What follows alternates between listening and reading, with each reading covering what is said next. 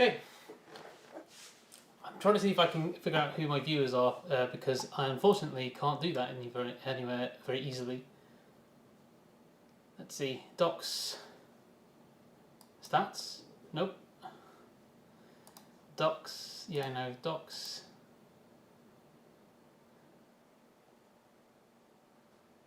Restream channels. Probably will say.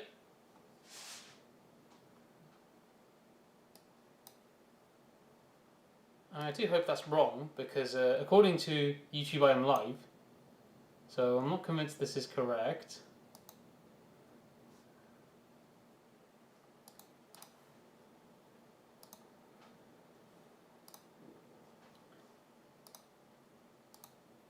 I mean, I am live, so I have no idea why it's telling me. Okay, there we go, finally.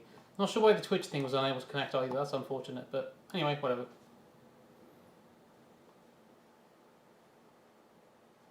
Is it possible to put this in?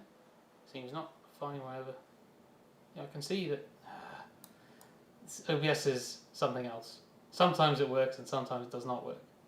Okay, that will have to do, I think. Alright, go away. Epic Game Store is hounding me. So, no one is watching at the moment, I don't think. But soon, when people arrive, then they will know that I'll be streaming with my friend Alan. So.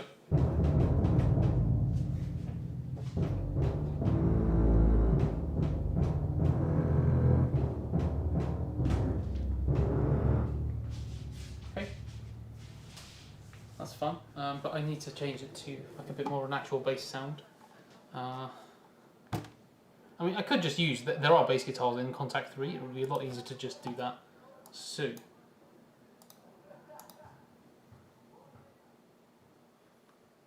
Should be fine, right? I think so. What am I doing? Database, of course. Bass guitar. Let's try classic bass. I have no idea what this sounds like.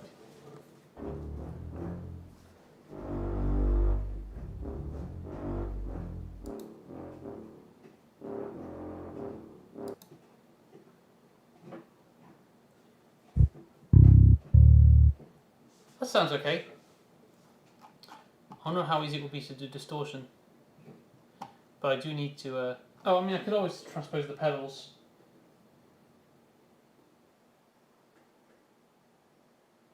Tough decision. I'll transpose the pedals for now. It's probably fine. Well, if it does a B, I miss out on that, don't I?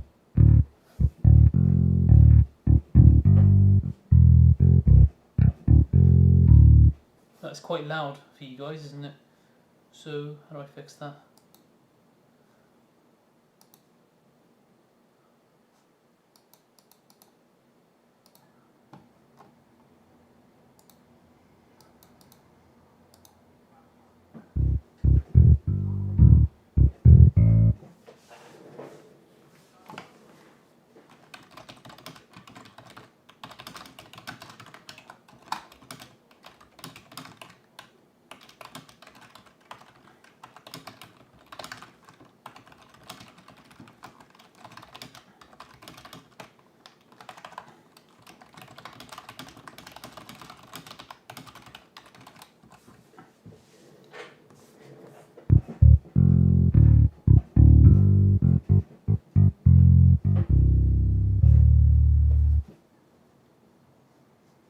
Now if it goes to a B, I'm going to have to...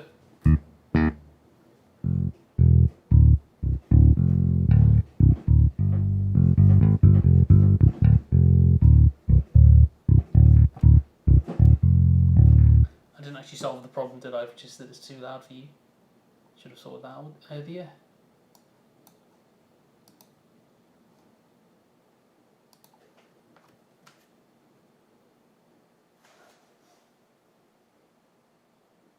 Oh, I'm hearing a tapping noise, which is a tap that needs to be turned off.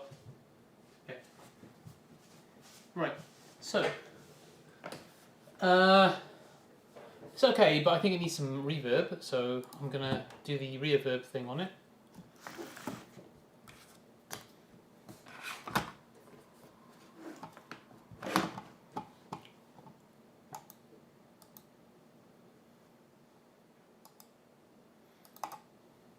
How do you do this again? It's here, isn't it? Yeah.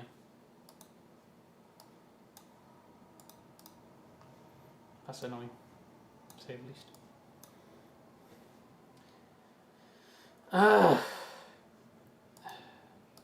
Okay.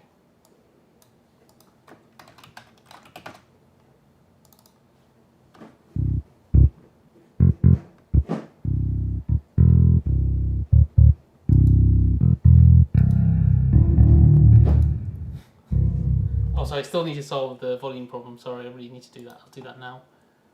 I mean, it already is quite quiet. I'm not sure. It must just be that the timpani's set quite loud or something.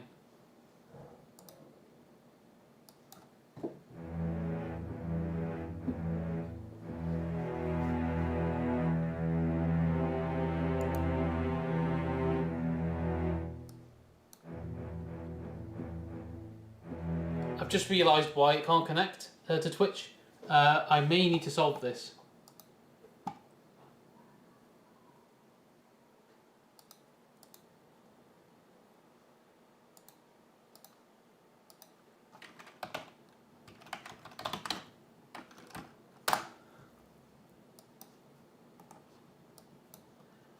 Right, also I'm going to turn down the... that should solve the problem. What a silly mistake for me to have made.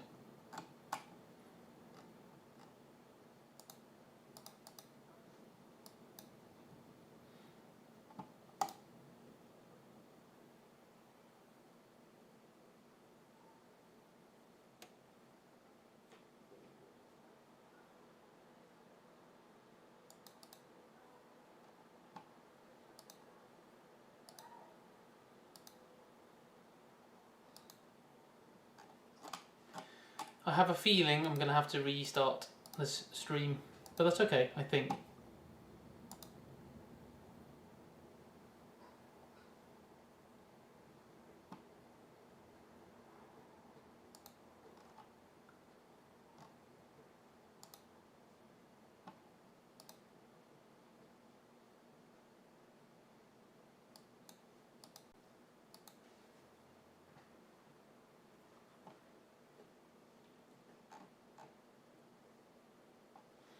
I think that just to avoid complexity, I'm just going to leave it, but unfortunately Twitch doesn't work. Anyway, so hopefully this...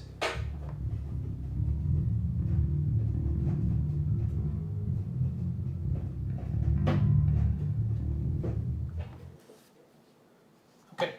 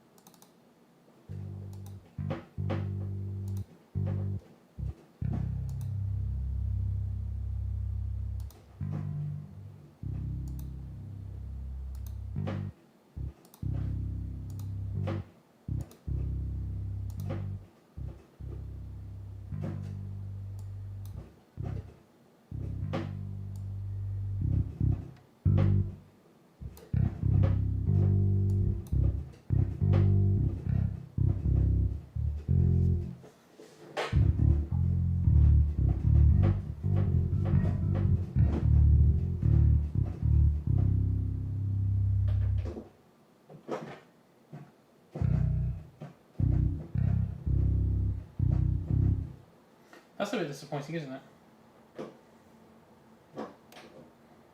Well, I don't have a choice really, I have to.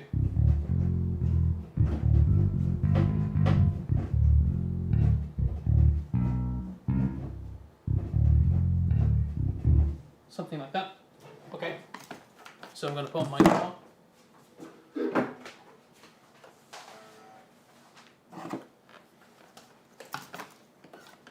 I'm tempted to try playing this and seeing how it works without messing about with the turning off the mic and stuff. It may work, especially if it's loud enough, because I think that I'm not too loud in the mix anymore, which is good. That was the point.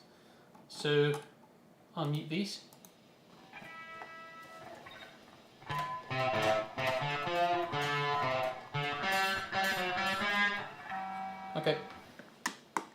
so definitely need to do some tuning.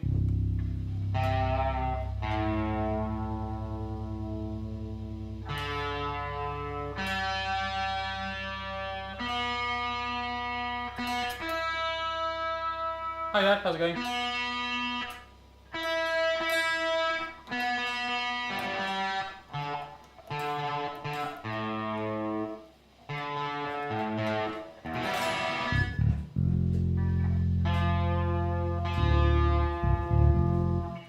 I have a feeling that that's out of tune.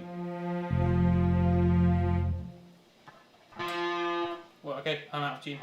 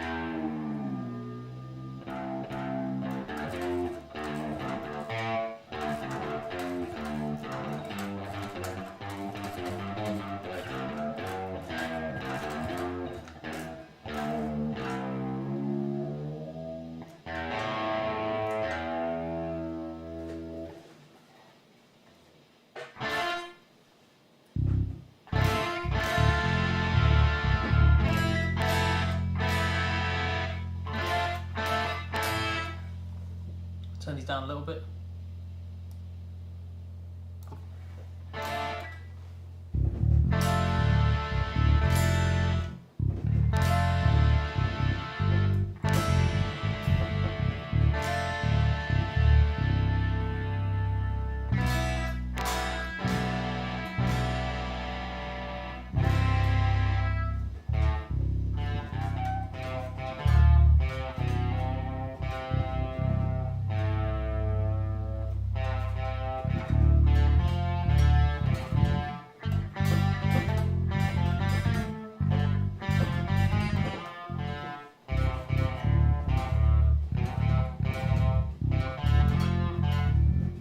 Wow, it feels like longer than a week somehow.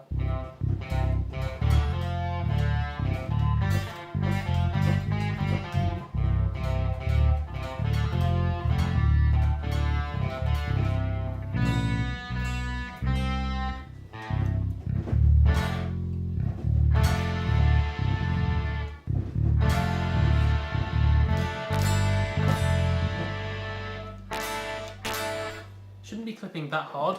I think it just really needs to turn down the input.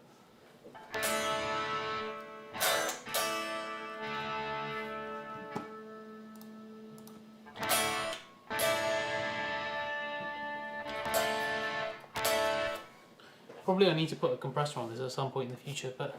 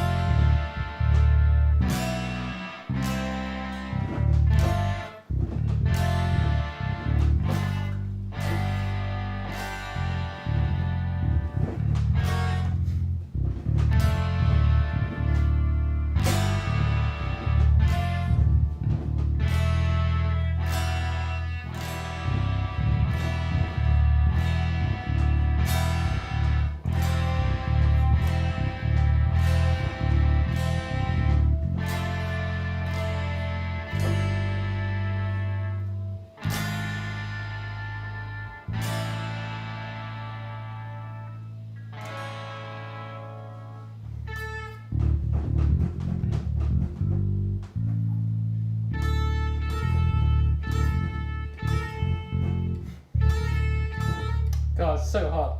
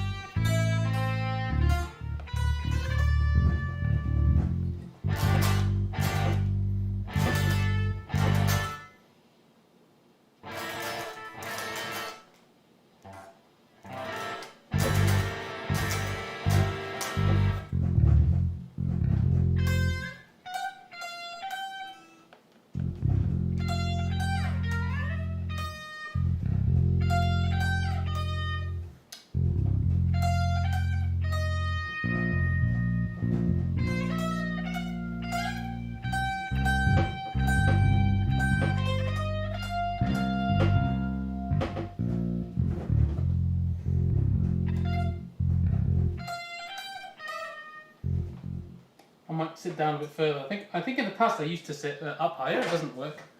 Okay. Okay. Let's try this again.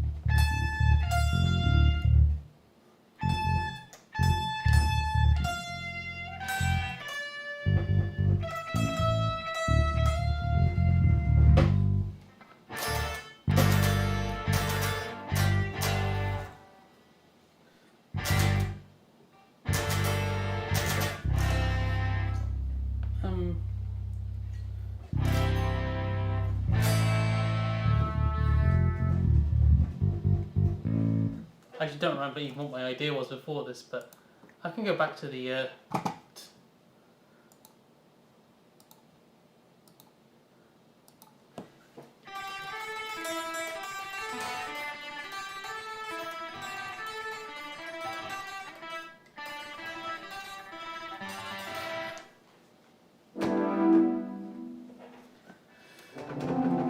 shouldn't be too bad.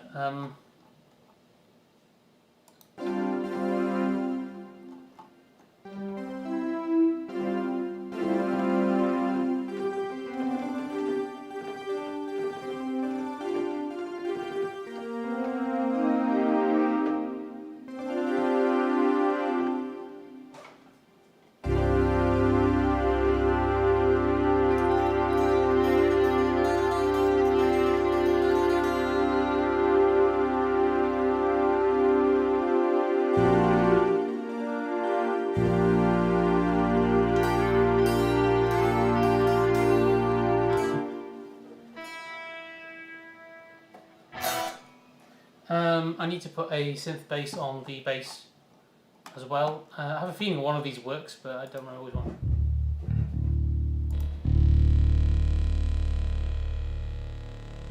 Yeah, but maybe a bit less heavy.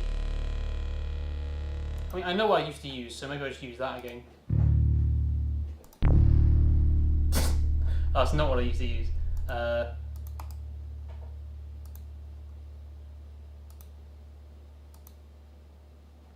So, I remember what it was called. It was called like Juice something. I cannot see that. My eyes are not good enough. I think it was called Apple Juice. It was called Apple Juice, wasn't it? Yeah, okay. That's better. Obviously it's too loud though.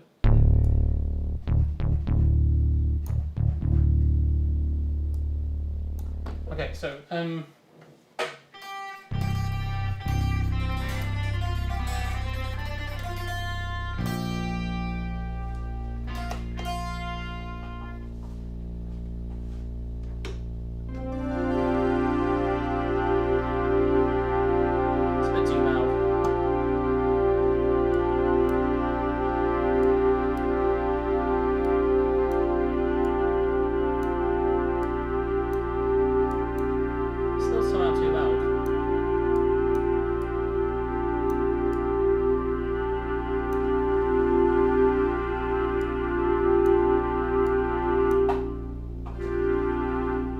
track doesn't make sense.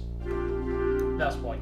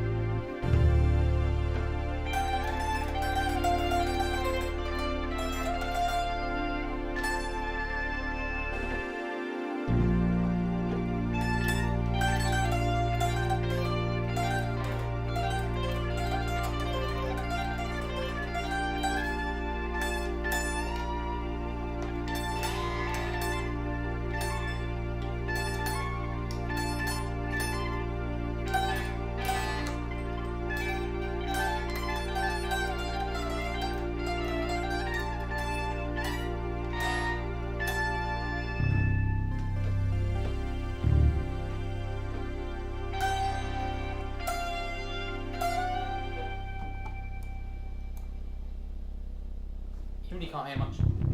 I think I need to take off the... Oh, I didn't see that.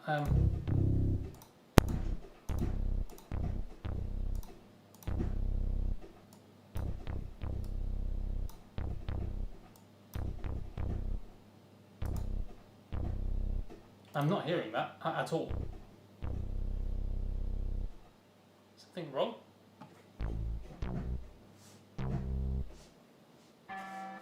Doesn't make sense. I'm hearing absolutely zero of this.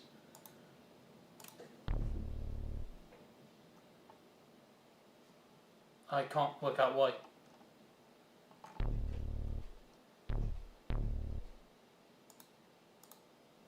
What the hell does that mean? Automatic. Why is it? I don't get what's going on here.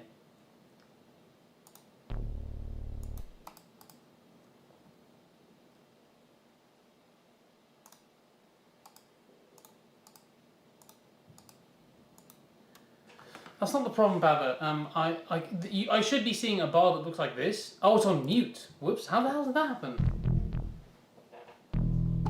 I swear I didn't press that.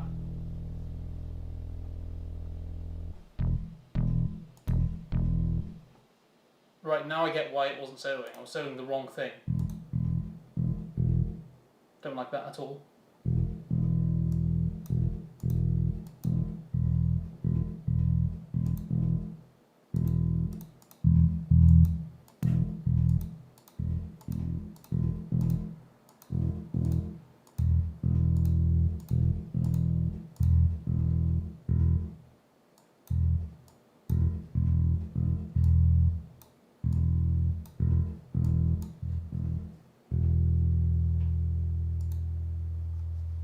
How do I turn... What was it? Should be somewhere here.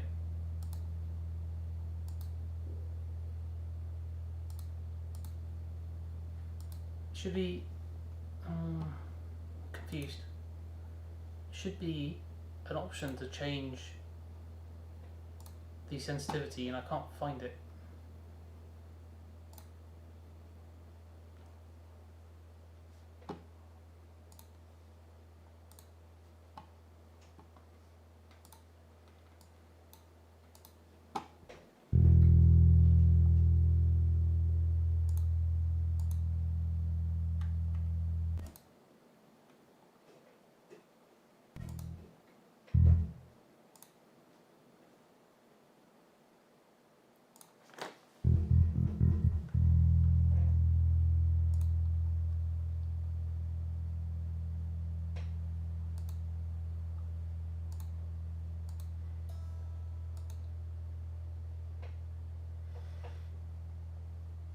Yeah, I can't see an obvious, easy way to change it.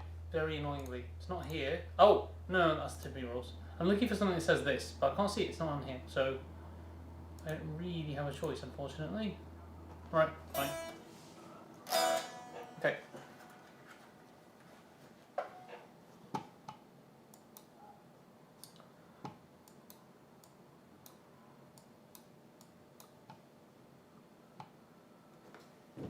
I should do something with that keyboard before Alan joins.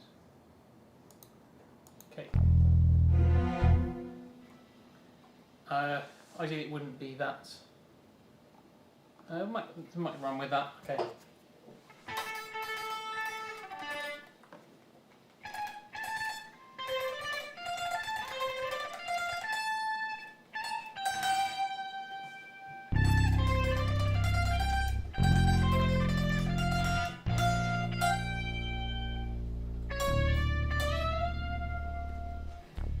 Okay, so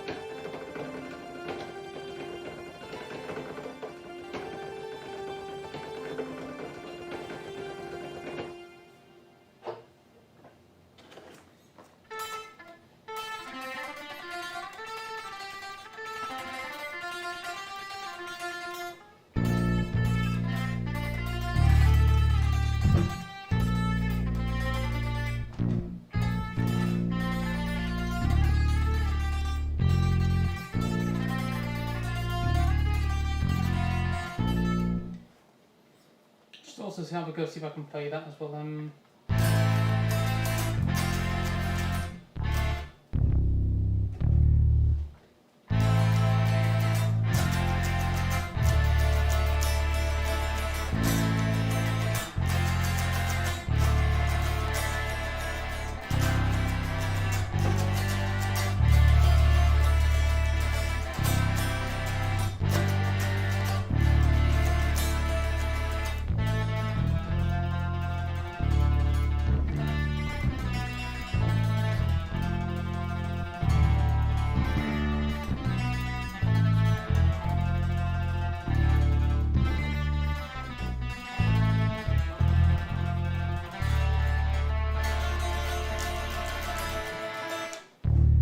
I want more of a sustain in the bass, and I think even if it's a bit sacrilege, I'll use the symphony orchestra to get it.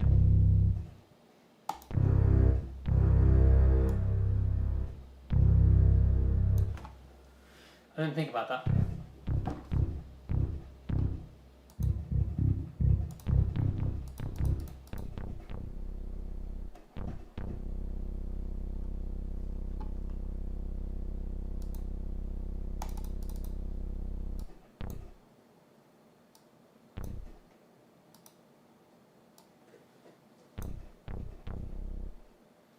Might have to go getting a different bass.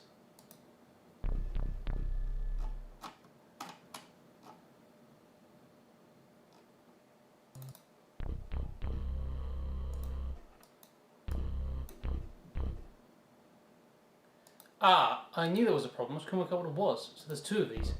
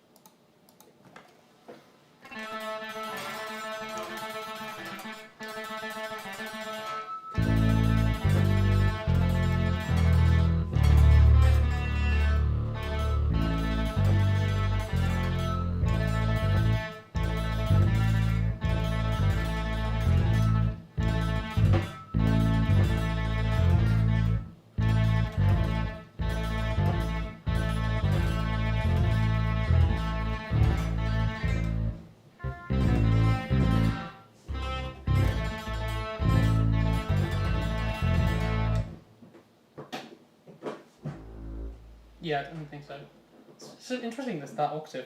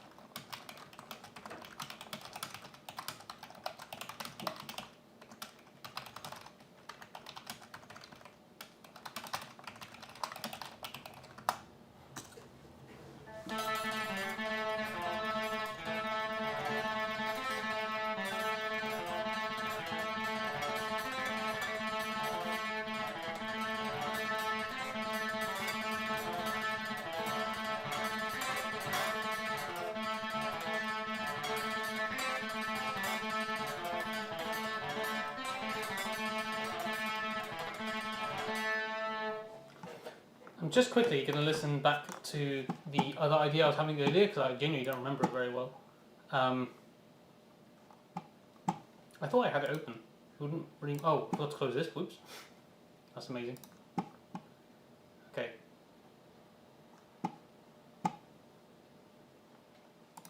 So very briefly, I'm just going to look up the beginning of my stream.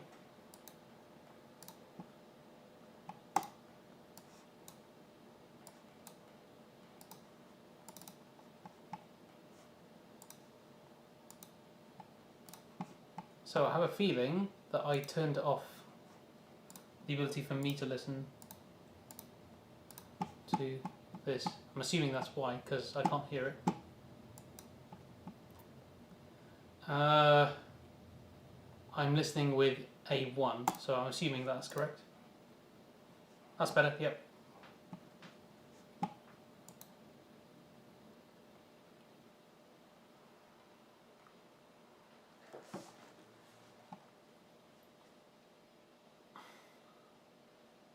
I might turn down the microphone a little bit, it's a bit too loud.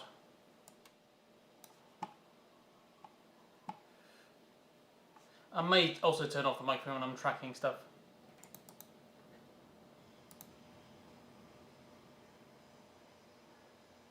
Yeah, I need to turn down the microphone when I'm tracking stuff.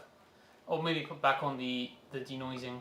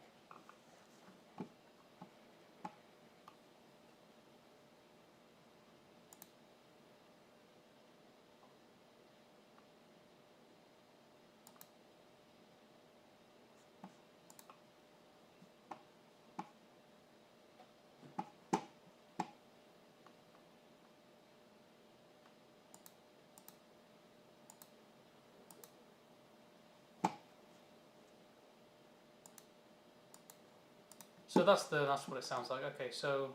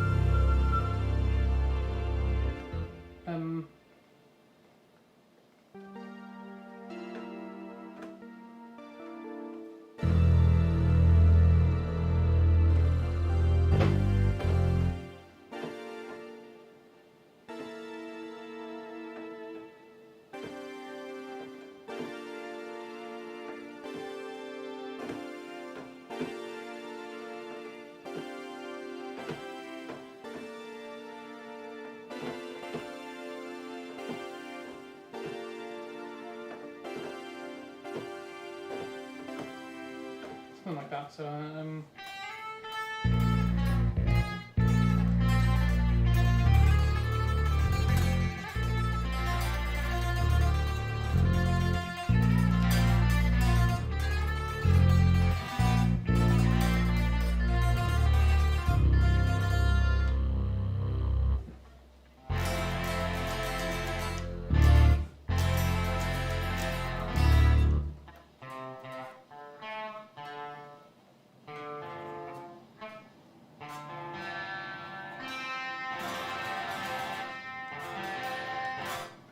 So.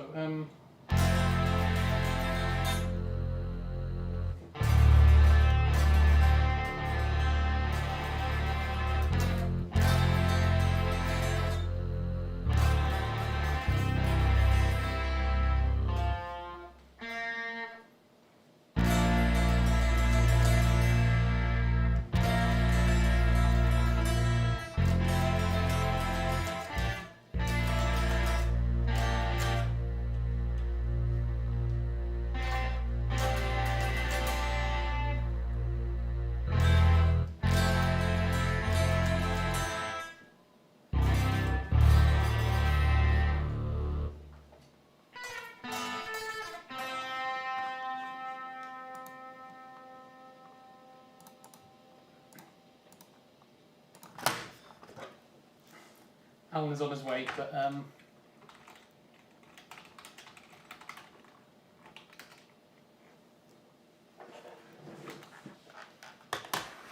so I think that's an interesting idea to place it in.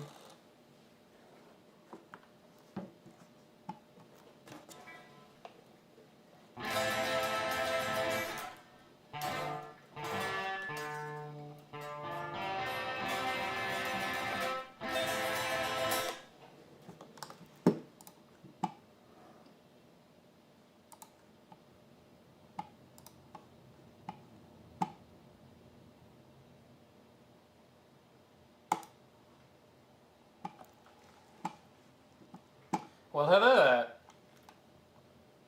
Can you hear me? Awesome. I can hear you. I have one quick request. Can you turn off all of the noise cancellation and suppression and echo cancellation and whatever on your Discord? It's in the settings menu. I can show you on my screen in a second. But before I do that, let me sort out the camera thing. Where's the pop out thing? Pop out. Okay. And the camera thing.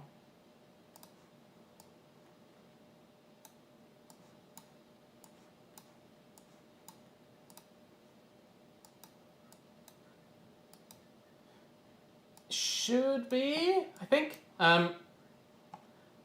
Yeah, I'll show you the settings in a sec. But let me just sort out my camera first.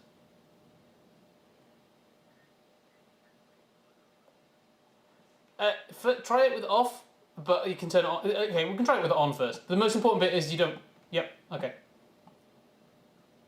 Yep. That's better. Yep.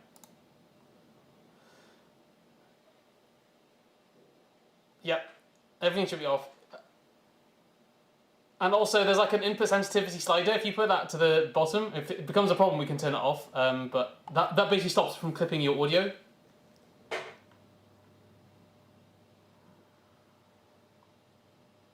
Sweet. And the last thing I want to sort out is my camera. What was I doing there?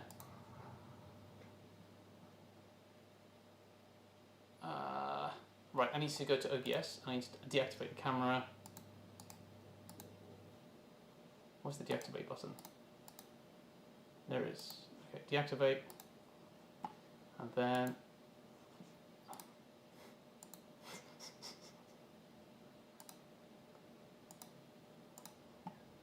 Alright. Hello, how's it going?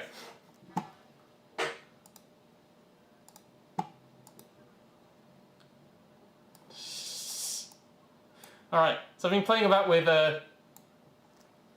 Yeah, indeed. He didn't even get a birthday card from his wife. It's awful.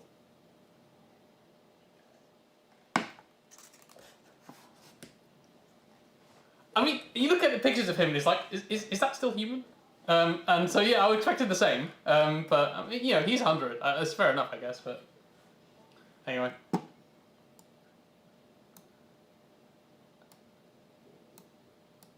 Rip. So like, yeah, so I don't know how it works. I can't remember what it's called now. Like, is it London Bridge is falling? Like the code word for the UK's plan for what they're going to do next? I've watched the video on it. Is this the one where they give us a bank holiday? Because that would be nice. Damn. That was it. Yeah, that was it.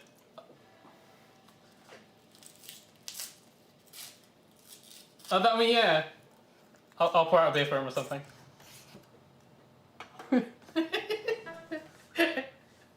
Yeah. Is he? Crap. Oh dear. Rip. Okay, so just if you can hear this. Can you hear the actual sound? Okay, nice. Let's figure that out. Yeah, because you got the microphone's there. Okay, so let's figure that out first. So where are you getting the audio from?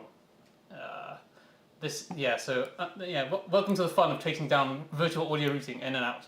So, who are you? Yeah, we did. So I think that you are the cable output. So A3. So that should have sorted it. Are you hearing the actual guitar now?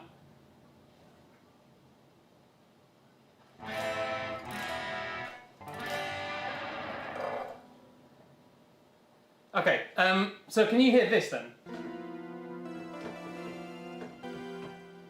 In the room. What does that mean?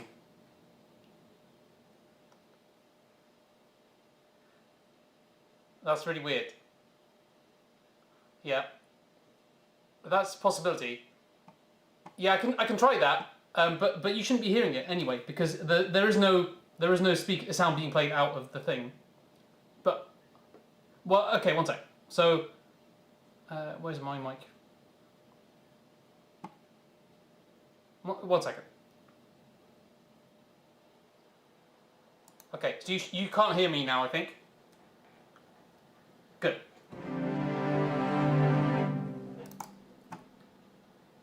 Okay, so what you didn't know is that I was actually encoded everything through HRTF. So I took a scan of your head, and that's why it sounds like it's in the room with you, I think.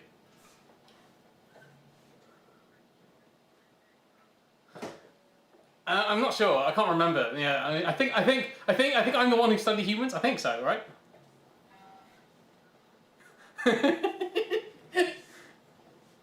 We both assume a spherical vacuum object, right? So it's like, what's the same? There's a difference. What's the difference?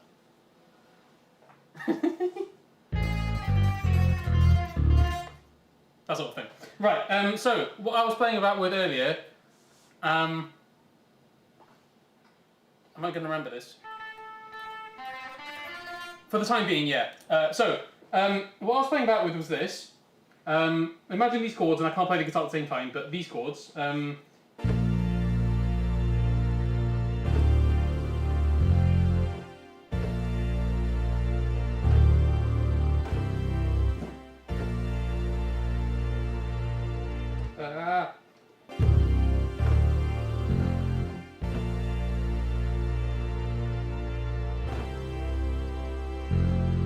And I was thinking this. I'll try doing the bass line.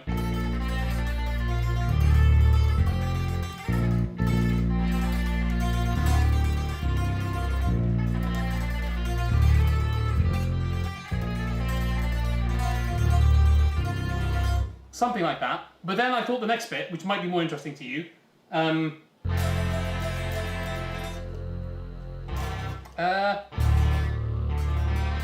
need to sort out my tuning there.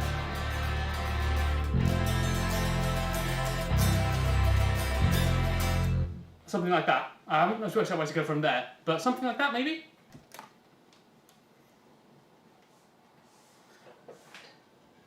So I still think that this is in 4/4. Do I mean 4/4 or do I mean 6/4? Ba ba ba ba ba ba ba ba. Yeah, it's probably in 6/4. Yeah. Ba da da da da da ba ba ba ba ba ba. That's what I'm hearing anyway. Yeah, exactly. Yeah. Yeah.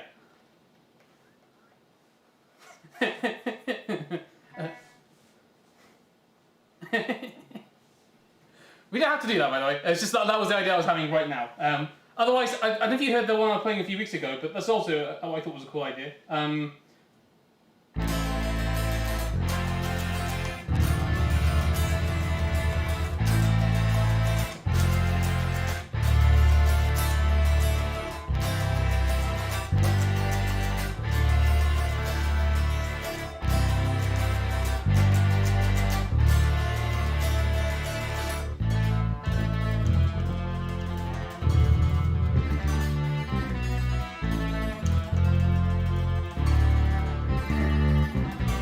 and so on and so on.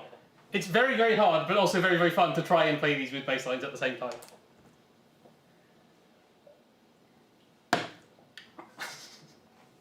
All right. Also, how are you doing? I didn't ask that question yet.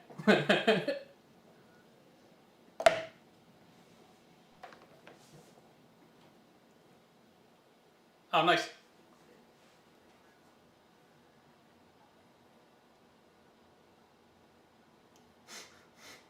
Paradigm shift, quantum, pattern behavior, enforce, illuminate, exchange, pursue the forward route, push the envelope, AI, quantum, blockchain.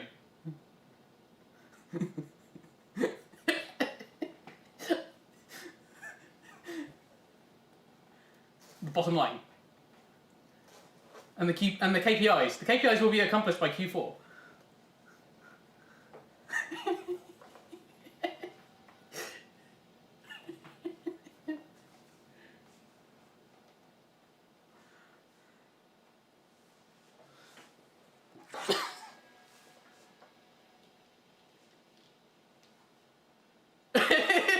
Amazing. Augmental intelligence. It's like artificial intelligence, but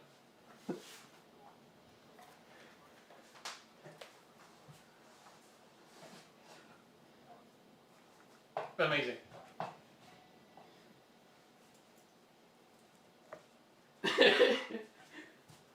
They did, but they said the words "please stop," and the marketing guys didn't understand what that meant. They didn't say something like "cease the chain of the camality."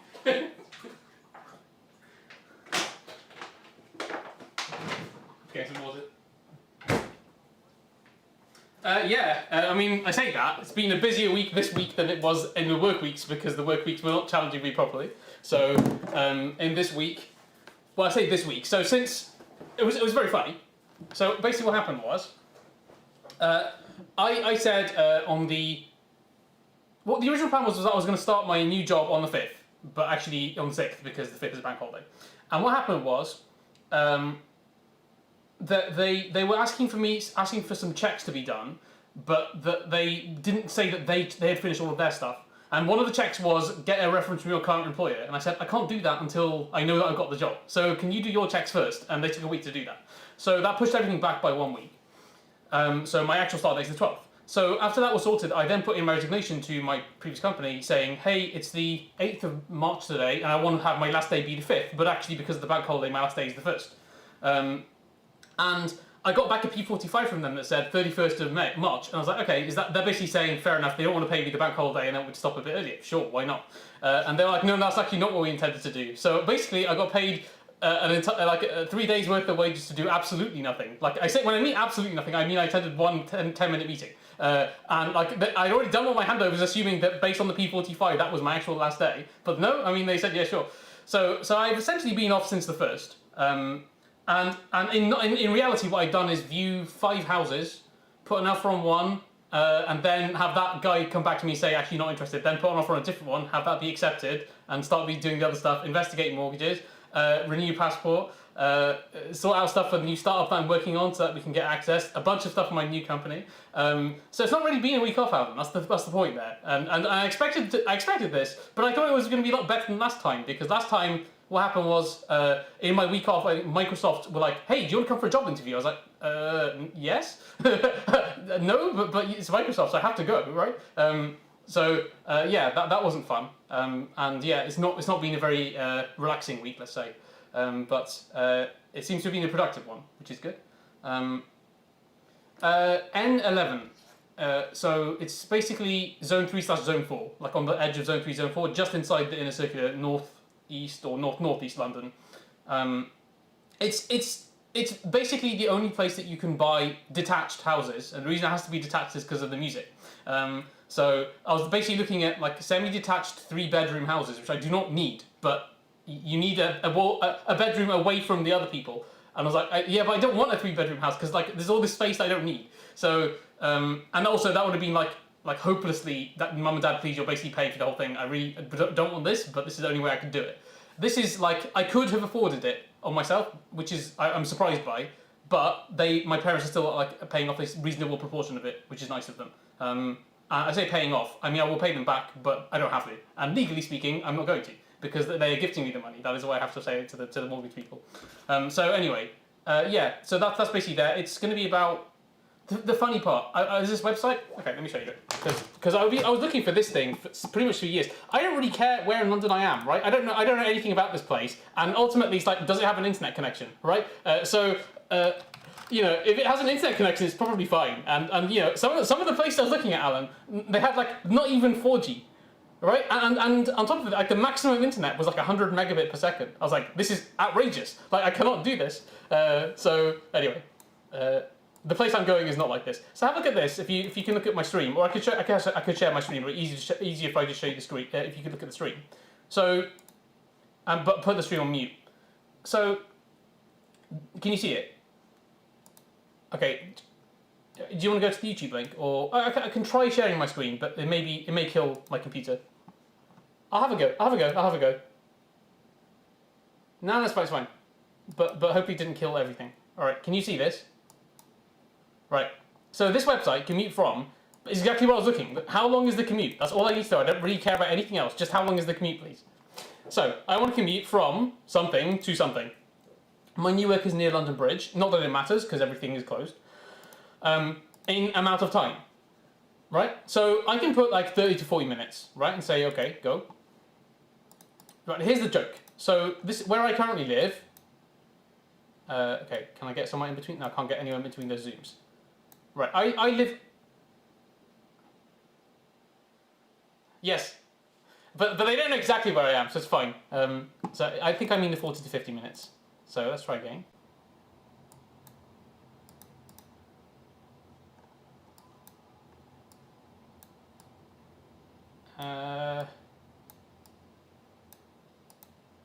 Is it 50? I'm trying to work out which is the right one that shows. I think it is this one. Okay, maybe not. Ah, crap. What I was trying to do was basically show you like something that was absolutely insane about this. Nice, Ben.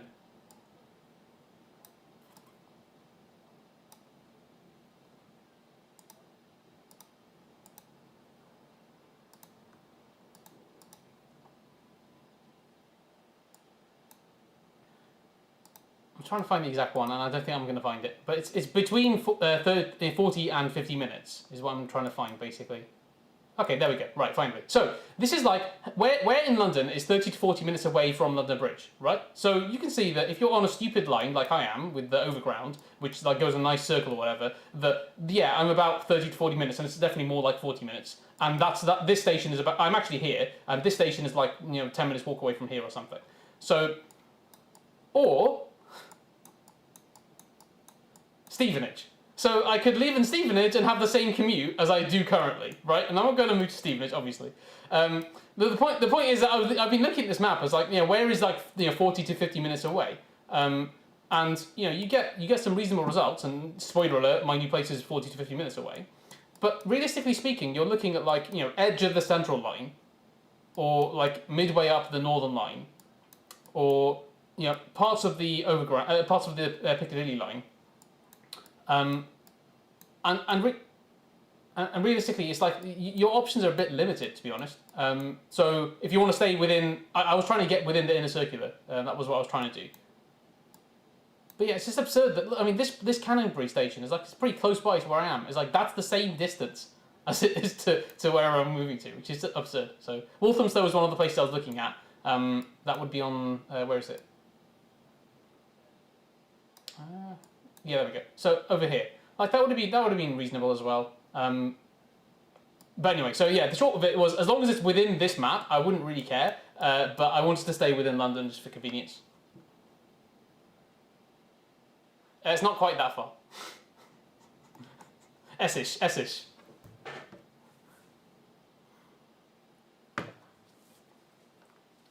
So I think the specific place.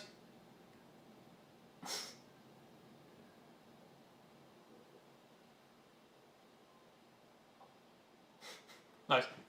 So yeah. Anyway, I've closed up the thing. So Yeah, basically that's what I was thinking of. And fingers crossed it all goes well, because I already had somebody where I put an offer down. It was not even the same estate agent, it was a different estate agent, where they're like, actually, there's this other person who's already put the offer in, it's like ahead of you. He's like, what? Anyway, so welcome to London.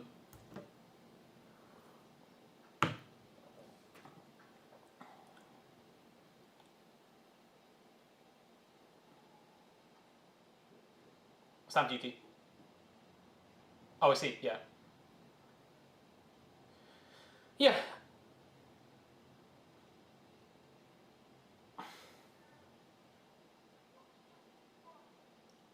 Nice.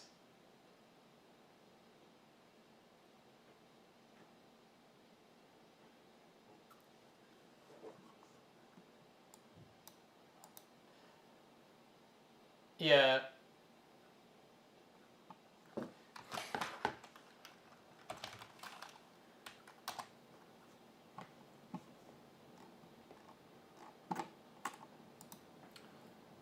I want to see. I don't know if I'm going to find the place. No, I think it's going to be way too hard to find. So, my search would be quite specific. It's like basically all of London, and I'm not going to say the prices, but, a relatively normal amount of money to a slightly less normal amount of money, but nothing absurd. And 2 to 3 bedroom, ideally detached. And one of the places that came up was like fantastic. What was the word? Like refurbishment opportunity. And they had a picture of the house before they started doing the construction, and they had a picture of the current house, and it just doesn't have a roof, and like half of the upstairs wall is just knocked off, and it's the same price as some of the new building places. I was like, what? What do you mean fantastic refurbishment opportunity? Why are you showing a picture of what it used to look like? What is this? I was like, you get the great opportunity to complete the renovation on this place. What an amazing deal!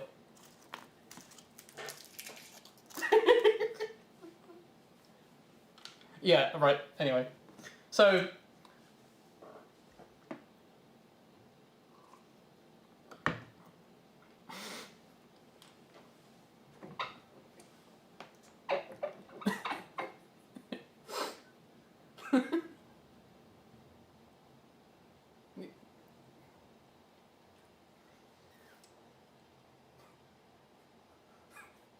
yeah, I was having a look at So I remember one of my searches a while ago was a BBC article or something. It's like East Ayrshire was like the most affordable part of the UK, and I was like, I was joking to my friend Nick. Nick, it's only 8-hour commute to London. That's like 30k for a house. Go get it. It's not bad.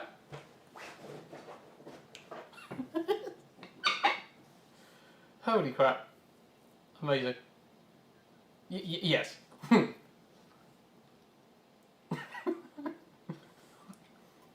Right.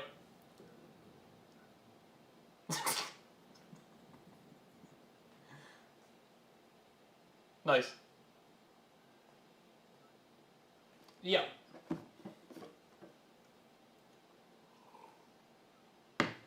So last time we did the saving stuff in Reaper in the thing. We can do that again. You want to do that? All right.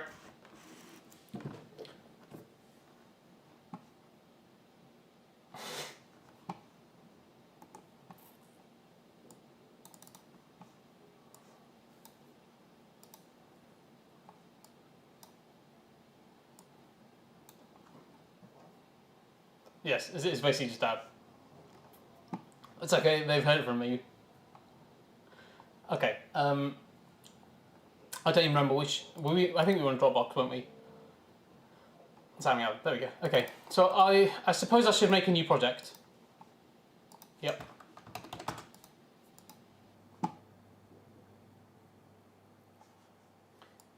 I don't remember. Was it possible to have 2 open at the same time? New project tab? Is that what that is?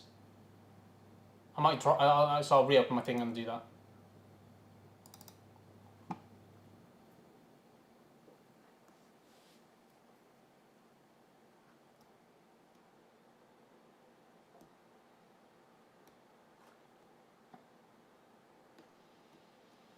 Okay.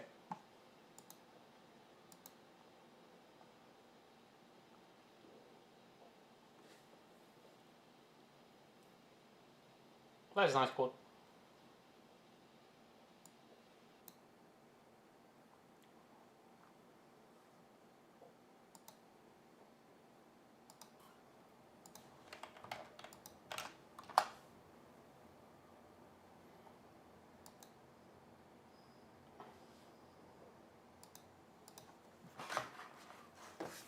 I got the moves.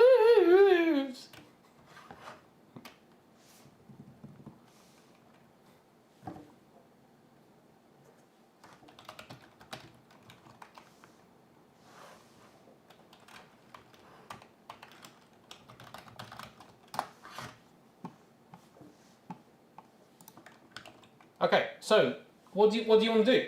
So which of those things do you want to do? Which one drew you more? You have 10 seconds.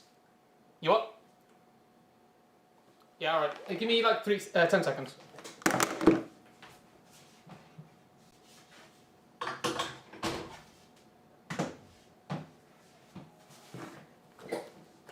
Alright.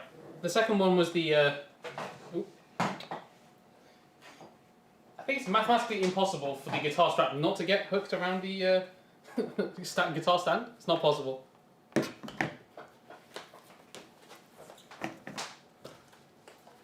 Okay.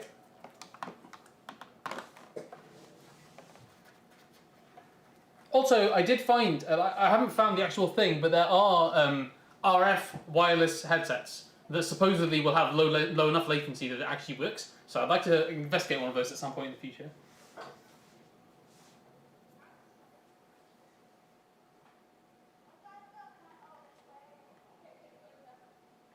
Oh, nice.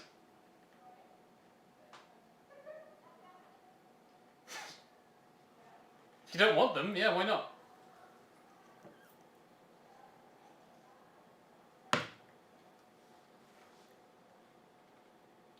Okay. Okay.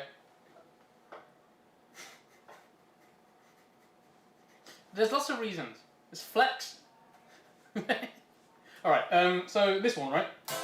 Oh yeah, I need to go back to the actual Reaper. I'm surprised it works that well. Holy crap, that's pretty fast. Okay. Okay,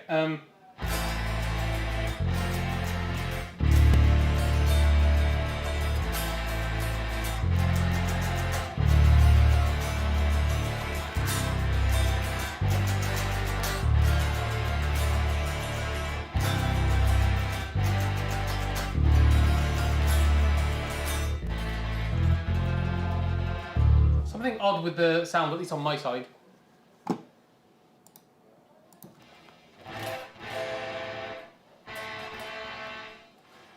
I remember having this problem, I remember fixing it, and then the chords, and then the other bits are C, it's F minor, by the way, it's C, then G minor, then D. So I can play the chords in a sec, but let me fix this issue before I do.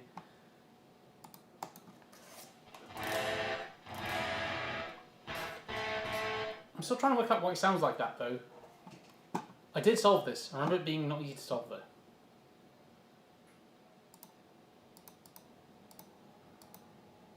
Okay, do that.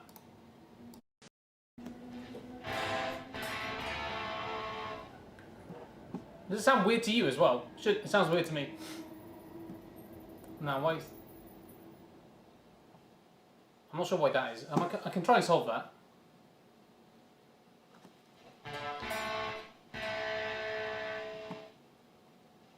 Okay, one sec.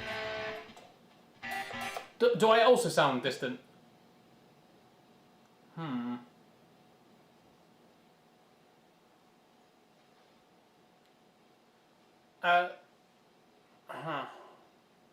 Where's it going? Where's the output is A3, which is this one.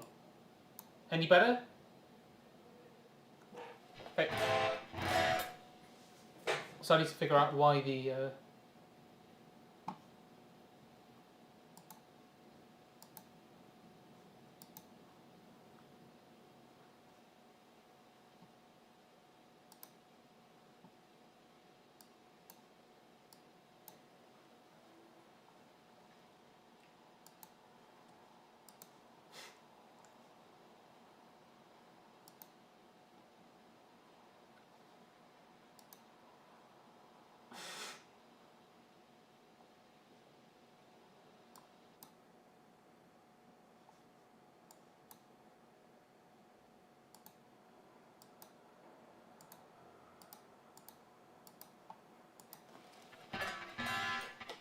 I wonder if it's the sort of thing that I need to reopen this.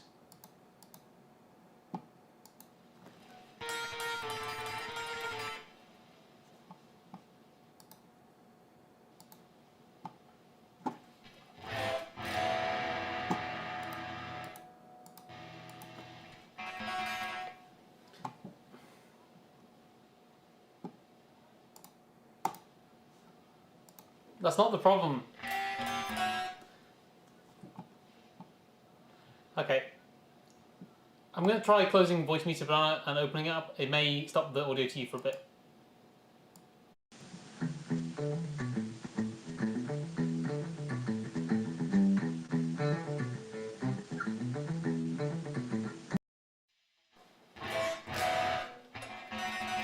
It's not gone. How did I solve this last time?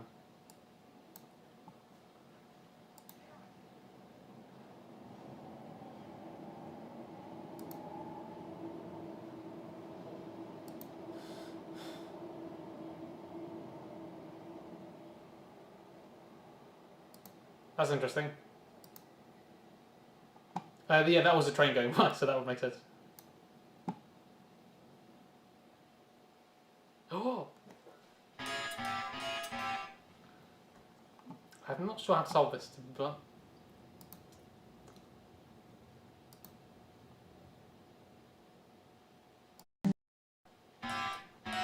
That didn't solve it.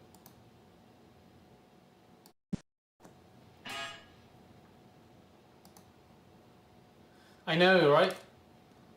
But it's supposed to work.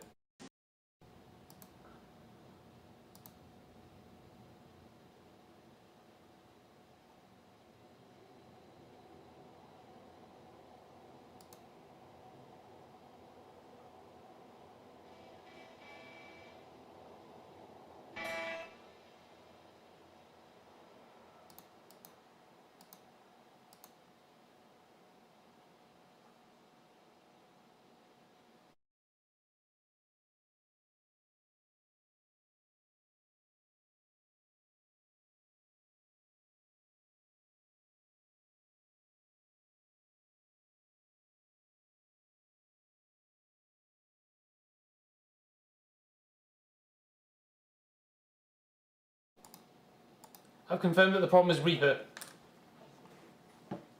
which is even more annoying. So the problem, whatever Reaper is doing to interpret the signal is not working. I don't know what specifically, but I've just listened to the direct thing that's coming in from Voicemeeter Banana. That's fine. So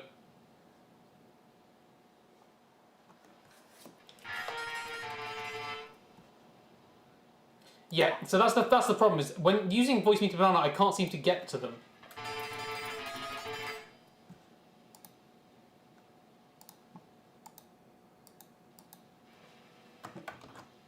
I'm using my internal one. Oh, well, no, the external thing I'm using is the Roland Ederol thing. It does. And the problem, what I'm not sure about is how it works with Voicemeeter Banana and that.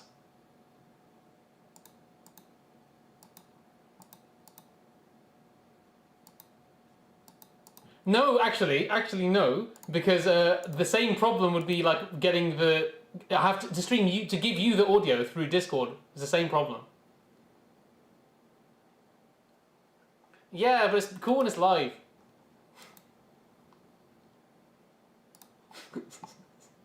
Okay, now I'm going to try ASIO for all.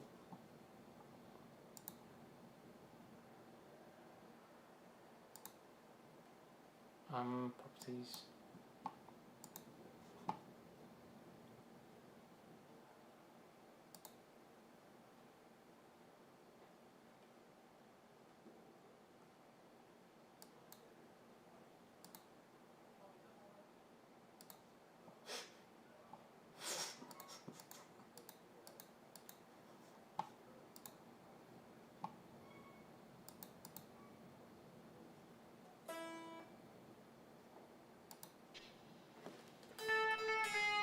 Okay, so the problem with that is that there's a huge delay now from me playing, but at least the problem went away. So the problem is definitely the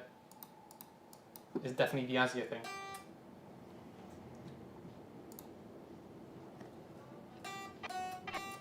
Nope. Yeah, that didn't work.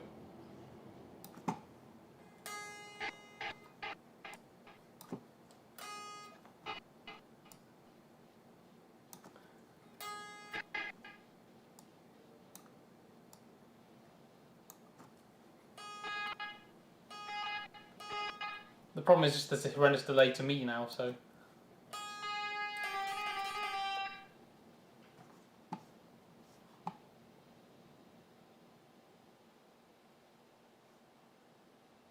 I am doing that. But Reaper is coming back through Voicemeeter Banana as well.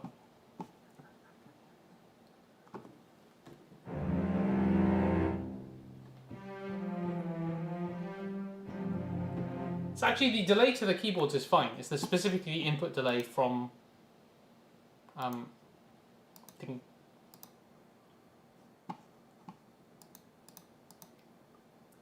Okay, I'm going to try one more time just to see if I can go back to the. Yeah,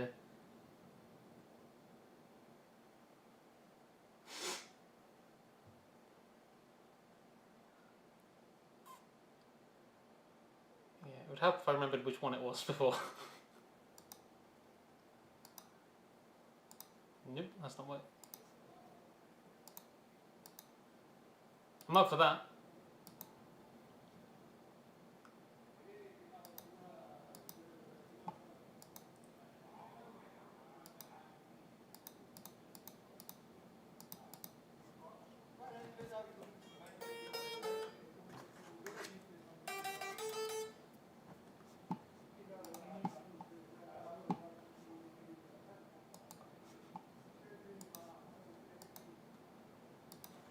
Ah! The wrong thing is going through the amp.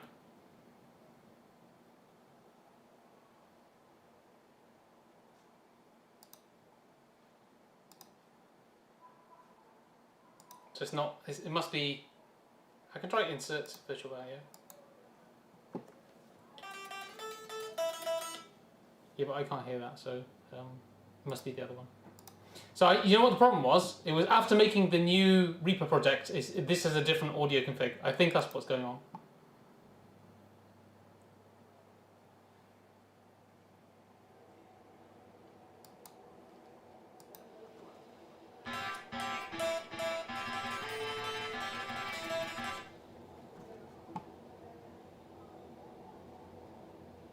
Yes, no, it's giving me the same.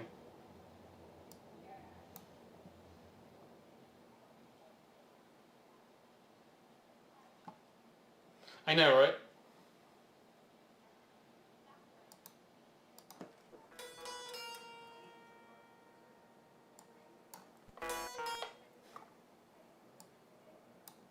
So is it possible to change the...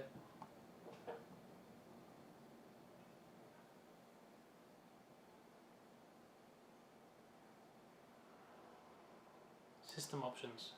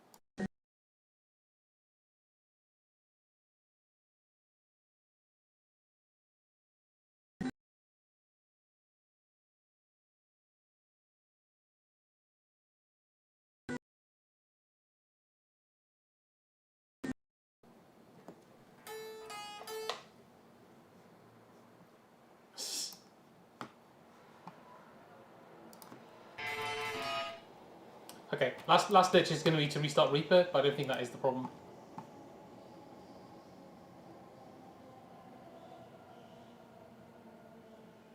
That was the old one. So it was going back to the old one from the new one. That was the problem. I don't know why it caused an issue, but it did.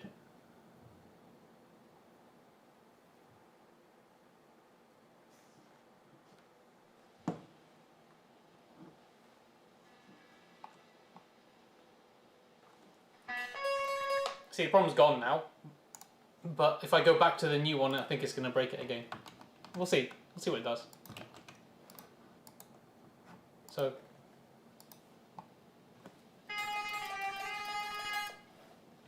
I think it's fine. I think it's fine now. Okay, so... Okay. So, what exactly did you want me to do? Sorry for the long delay.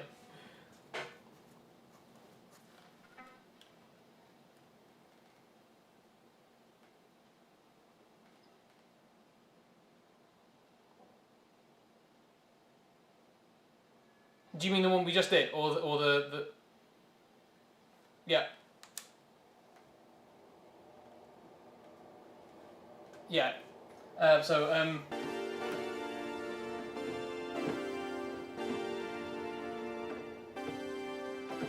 one, right?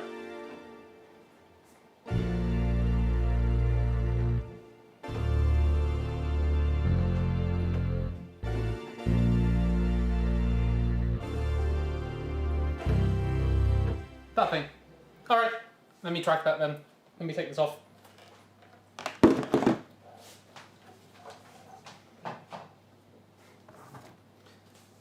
No. Okay. 60% of the time it works every time, Alan.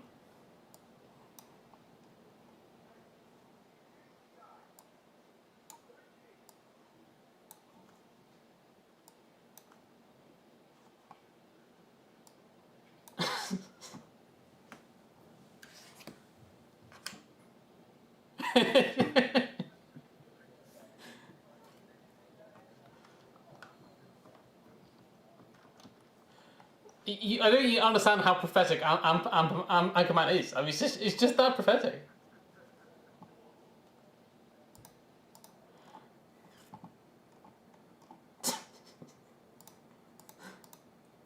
Milk was a bad choice, and in this context, milk is Trump.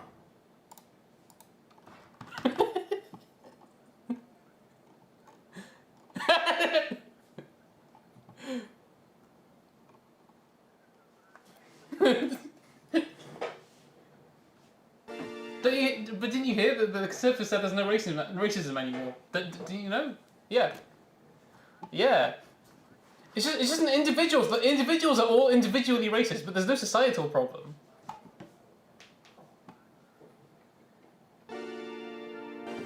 I mean, no, obviously not, right?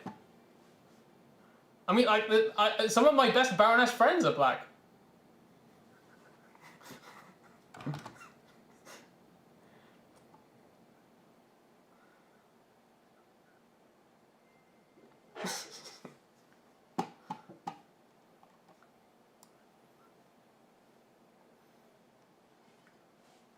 Okay, I'm just.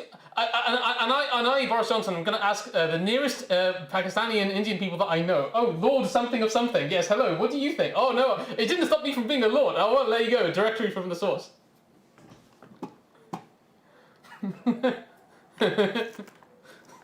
Some of my best chancellors are.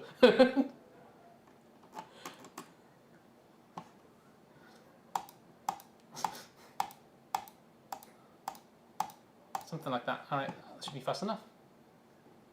Yep, exactly. Exactly.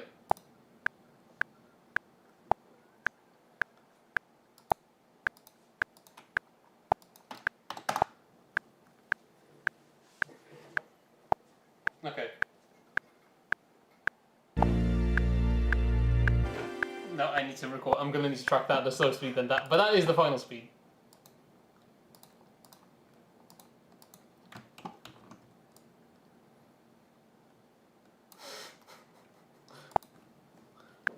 Have you considered giving up your day job?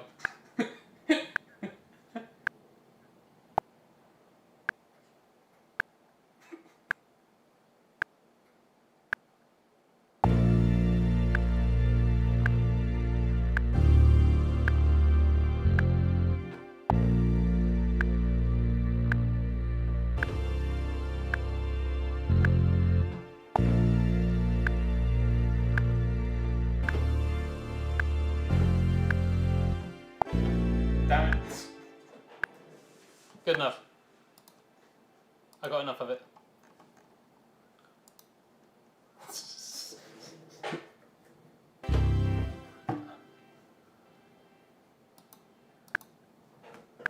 No. What? Why did it do that? Oh, it's the bar thing. I forgot. That's a feature, isn't it?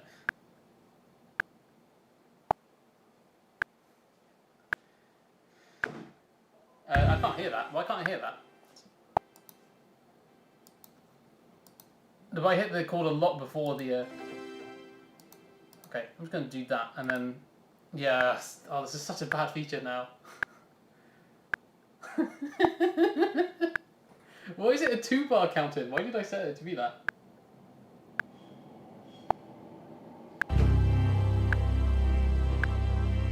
Alright, I'll do. So.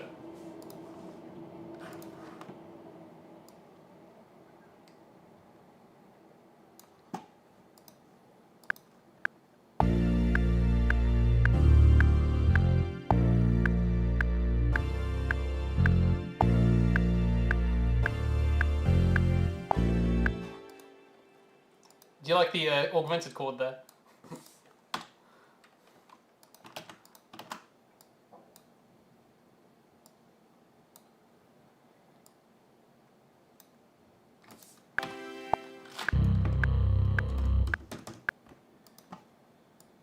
I like it.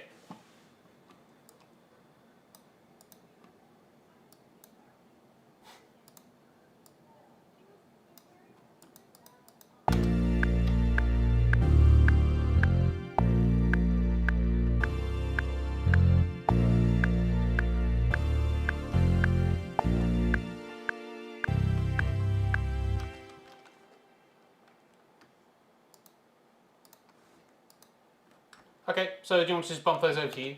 They're close enough. They're not the exact chords, but they're close enough, I think. Nah, I mean, this is like the idea. Excuse me, the politically correct term is bullcrap, excuse me.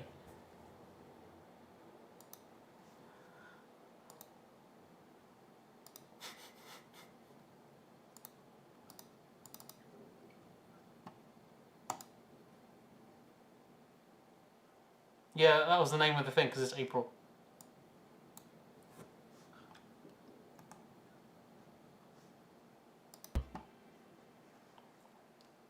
I was disappointed that I couldn't make that joke. It's like, ha, actually, I'm staying at the company now. April Fools, fucking guys. I hope some people would have found it funny. Shut up, I haven't put it in yet. That's what she said, probably.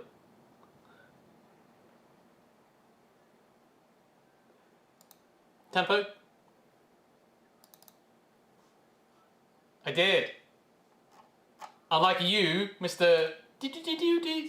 Oh, wait, the distortion's on. That's what you sound like.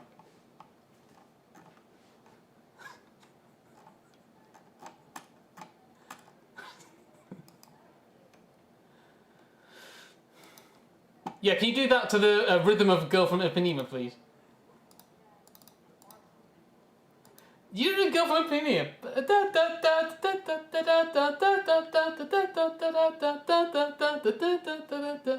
Something like that. Exactly. Where did I put it? Flawless. It's like that. Did you see the Metallica, like I don't even remember what they called it now, with just the bassist and the guitarist covering the songs? You don't know that. They did a horrific version of a Prince song. It's awful. Prince fail Metallica. We'll come up with it. I think you should probably be able to hear the audio, so I can probably send this over. It's a Stevie T video, of course.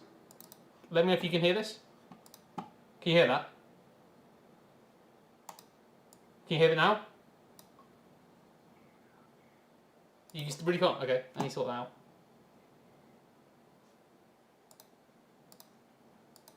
Oh, it may just be really quiet, possibly. Okay. Yeah, I'm just doing it in a minute. Can you hear it now?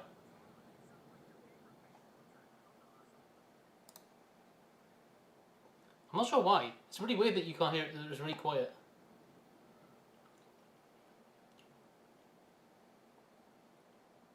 That's the cable input, and the cable output is A3, and you should be hearing that. Okay, maybe I'll try this. Let me feel if you can hear it better. Yeah, the problem is the echo. That was why I didn't want that to happen. So that's why you figure out how to stop happening.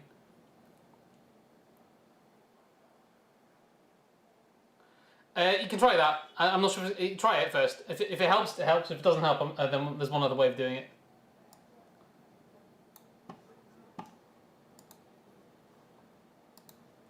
You said you wanted to hear it loud, so I made it loud.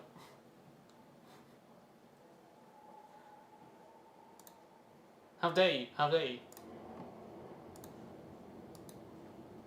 Okay. Is it alright? Okay.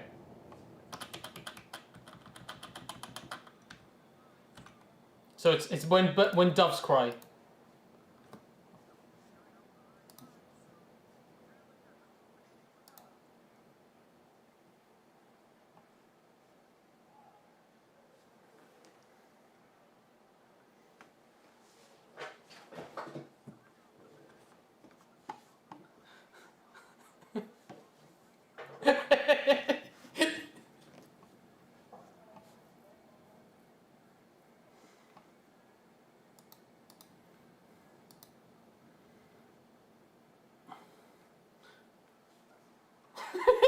It's bad, isn't it?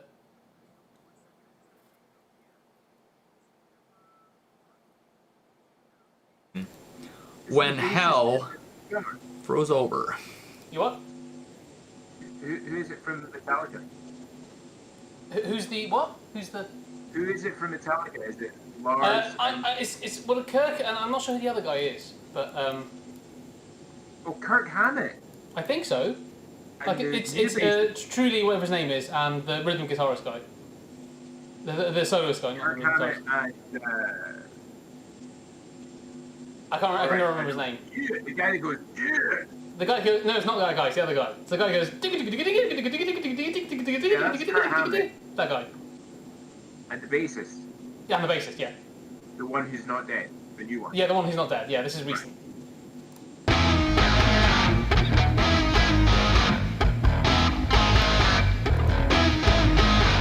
Okay, hold on 1 second. I just gotta take note here. Okay, September 4th, 2018. When hell froze over. There.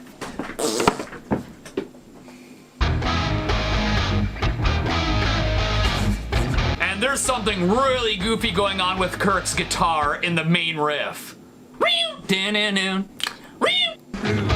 Rob singing kind of reminds Bit of your body covers me. Can you, darling? Can you picture the truth you stand for you? An ocean of violets and blue. Rob singing kind of reminds me of New channel, Bald Eggs React. Isn't it amazing? Yeah, exactly right. Baldy box. They're Metallica are great by accident, right? Yes. I think you need all of Metallica. Like when you try and just like, you need all the bits. All right. Let me turn off the thing so that you stop dying of echo cancellation. Echo not cancellation.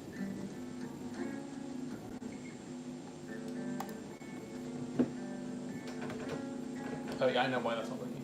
Okay, that should be solved, I think. Right. Okay. Right, sorry, I'm actually now going to give you the file. I'm just still looking for it. Reaper, India.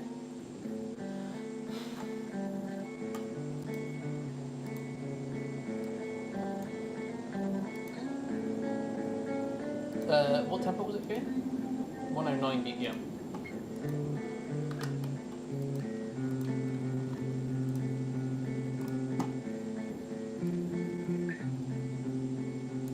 Okay, that should be it.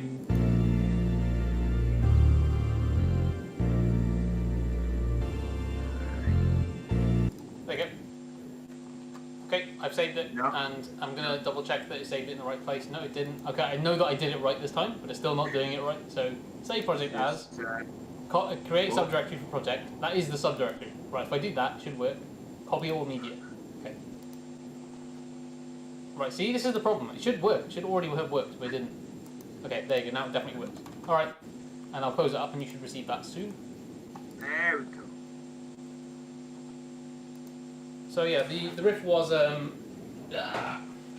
literally the same thing again, of course it did. Exactly right. And sink called the water if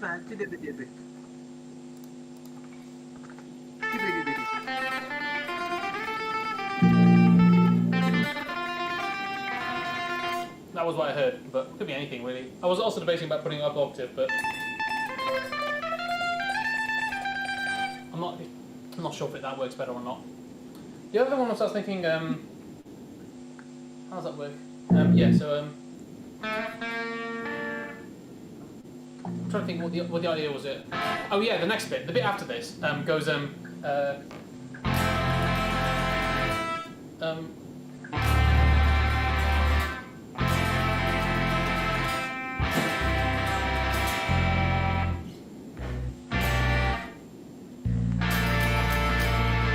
then back into the same section again. So you want to do something with that.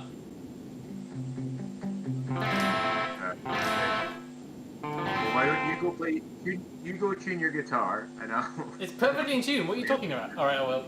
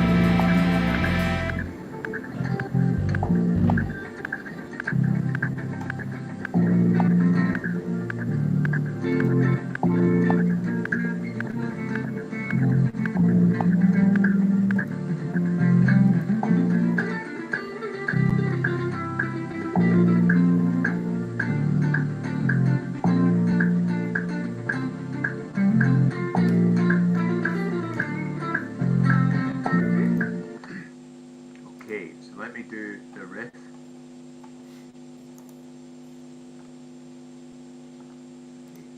Tune. Sounds really cool. Tuning is important, Sammy. Especially when I'm playing with someone who has either very, very good relative pitch or perfect pitch. I can't remember. I mean, you say that, you know that it's like 100% certain that people will lose their perfect pitch over time. And there's always a little bit of that like readjustment period. And I swear today I was playing the bass, I was like, that's quite sharp, isn't it? No, it's 100% perfect. Okay, that's a bit bad because that's a lot sharper than I'm expecting. So, Yeah. Oh, that's depressing. a little bit. But it is like, I remember seeing that at the, so I mean, I saw it at the ARO, is it? I think it was in the San Diego one, 2016. Yeah, literally, people who said the problem is, how do you set it anymore? What is perfect pitch if you're wrong? So it's like, people who have perfect pitch were like 2.5 semitones out, like 3 semitones out, 1.5 tones out, like, reliably. It's like, do you have perfect pitch anymore? It's like, if it's randomly, if it's an offset, I guess you could kind of count it, but if you're off by 1.5 tones, 3 semitones out, that's quite it's not perfect pitch anymore, is it? But yeah, it seems to be like a very accumulative thing for whatever reason.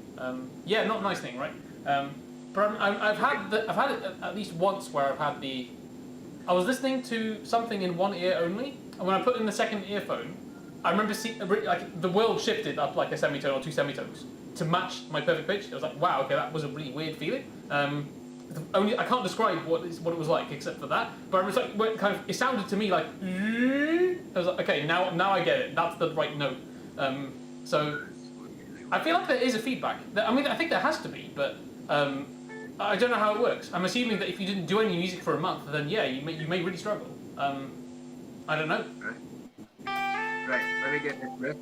Sure. And then I'm gonna do a noodle. So I can just mute. I might mute you and then try and record this other chord as well. Ah.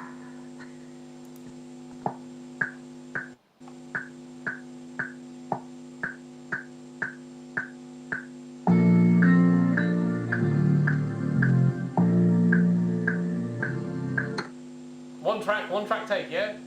First track of man. One track album.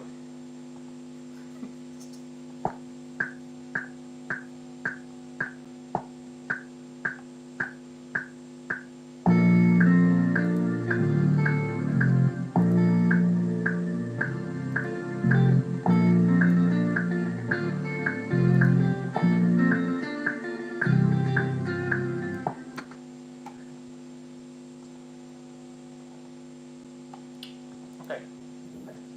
I know what it.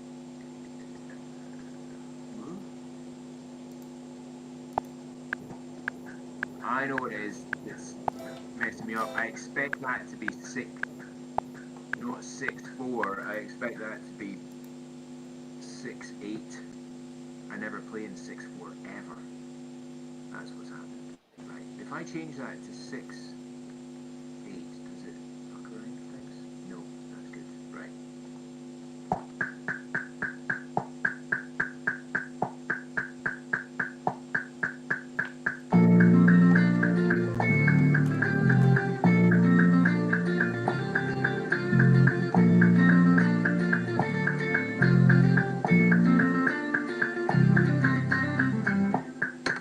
Yes, and it wasn't recording. No! I've done that as well. Right, here we go.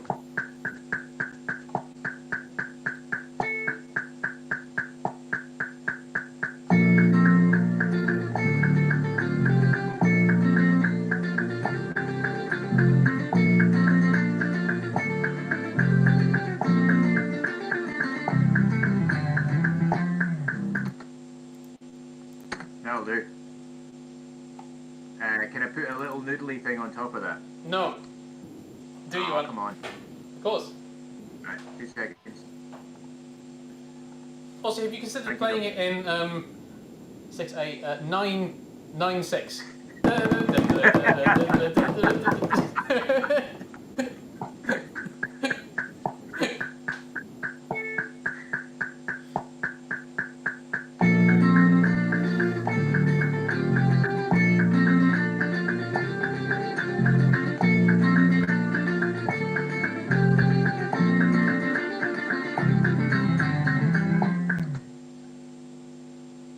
Wasn't recording again, was it?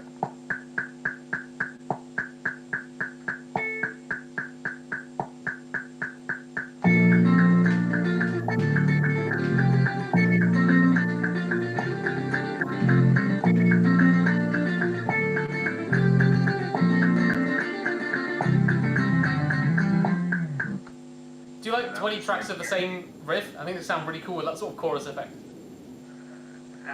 Yeah, but I'm not playing the riff well enough, so I'll just put That's a the chorus whole on point it. of chorus, isn't it? Right, I'm gonna get rid of that first take because I think that take was actually better.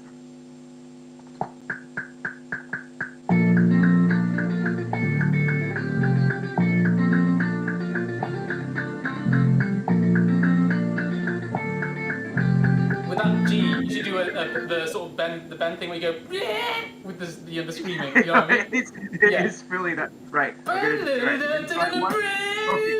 Right. You've got to practice this, right? I'm gonna do it one more time. One more Alright. time.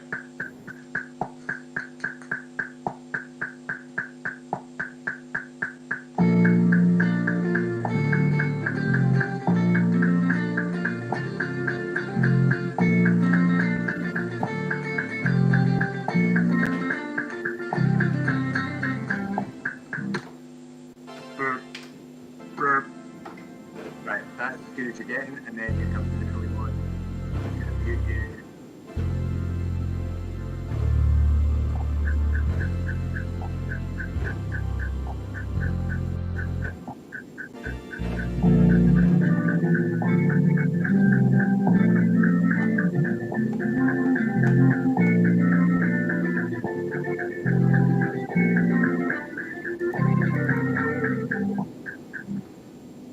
Awesome.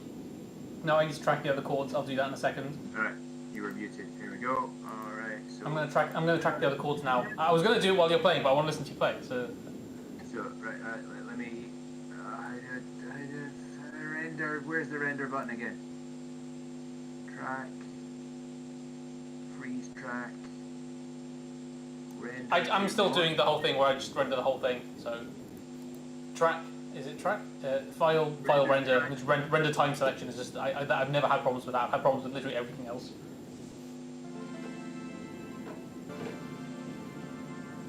Okay. So where was the counter? Oh, it's the measure room, isn't it? Yeah. All right. Yeah. One measure is fine, especially at 6/8 or something. Can you imagine with like a 15/16?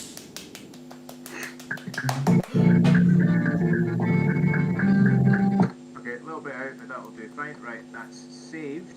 And now if I close this, that should be you fine, right? Yep. And I'm just going to track this now, and then I'll put it in the other thing. Okay. So that's it. You should have it now. Okay. In a second.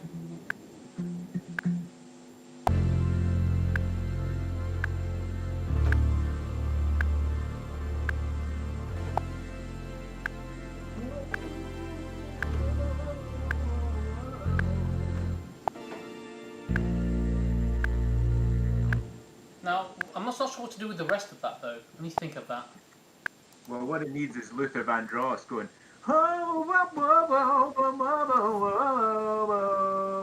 Okay, so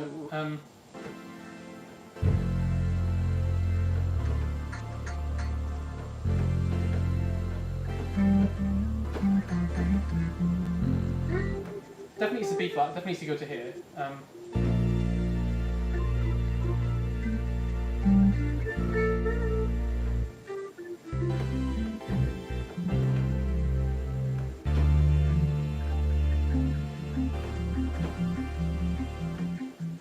It's hard. That's what it needs. Whatever you're doing, that's what it needs on top. Is proper like edge.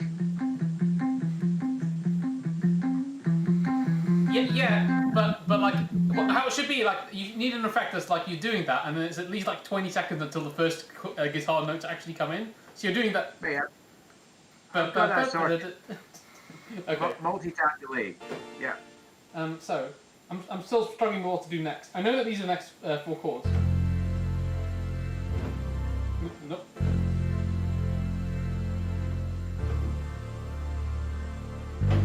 Ah, crap. I know what they are, but I can't play them. Okay.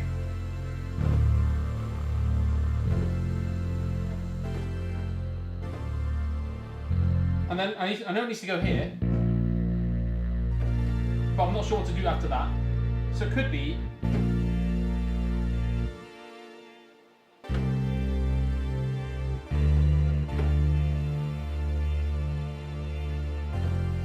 It could be like that, but I'm not sure if that sounds. What do you think of that?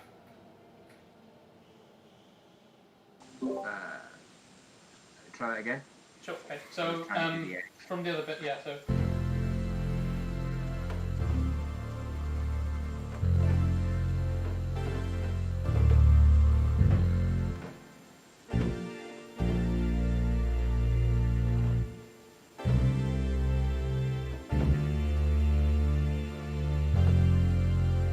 And then back into the original section. Yeah? I like that. Alright. So I need to track that then. I've got my delay button. Awesome.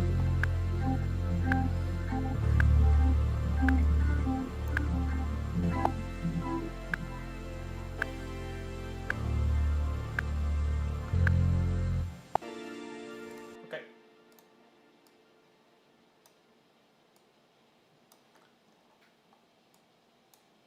I know we're listening to things, but I really want to play something because it's one of my favourite uses of that effect ever. Give me a second, I'll find it. Okay, whatever chords you're doing there, this is definitely what I'm doing. Okay, that works. Yeah.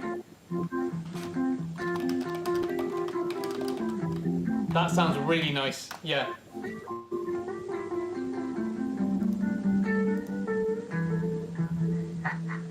So just quickly listen to this. There's two things I want to show you.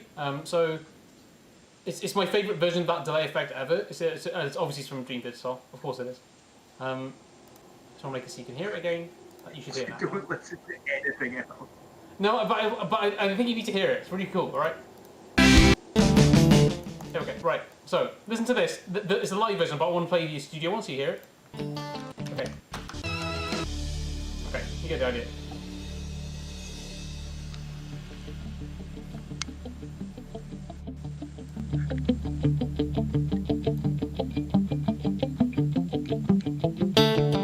And so on and so on. But it's the live version that's really cool. I think it's such a good effect that I think Portnoy gets confused as well. It's really funny. Right, okay. Portnoy cannot Okay. Frog Jesus.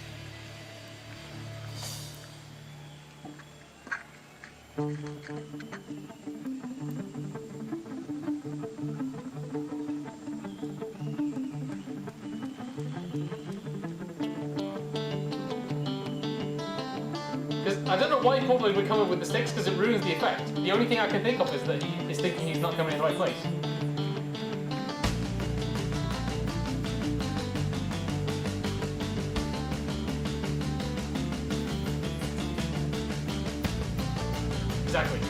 Exactly.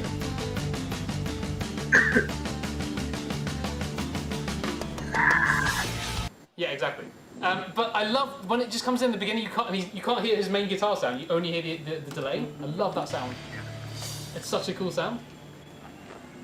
I do like a bit of delay. It's normally difficult to use live. I never really go good effects because drummers. Yeah. You're not human nature. Have you seen? Is it Paul Gilbert where he does that delay song? It's like Jesus Christ. I think it's Paul Gilbert. I don't know, but great. I don't know what it's called though. I'm pretty sure it's delay song or something.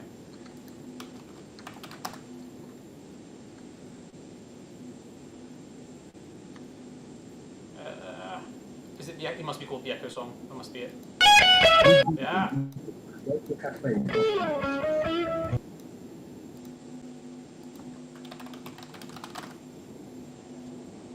It has to be this. Yeah. And Can't hear it? Too quiet? yeah, I can hear that. Yeah. I've got. Do you have a stereo set up there? Obviously. Do I have a stereo? You've got head. Are you just Yeah. headphones or? Is it only coming as if it's monaural? Go to whatever your streaming service is of choice and Yeah. look for Vow by Garbage. VOW. Vow by. Garbage. Oh yeah, this is the band. Yeah, no, I've never heard it.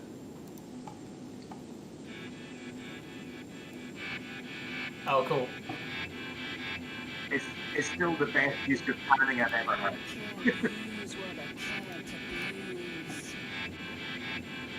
That's pretty cool.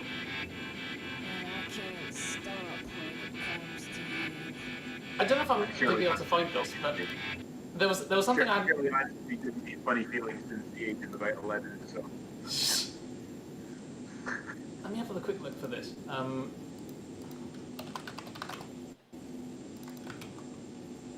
see. I'm almost certain I'm not going to be able to find this, but I don't think that I would have a what do you call it? A render of it. That'll be too convenient. Where's the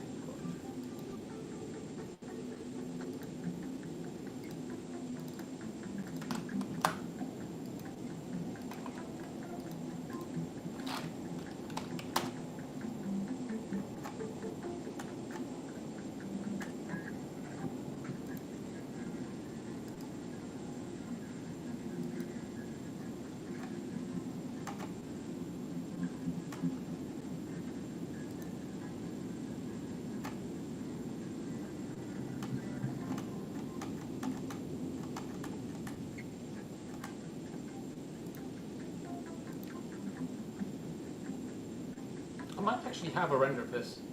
Have a quick look.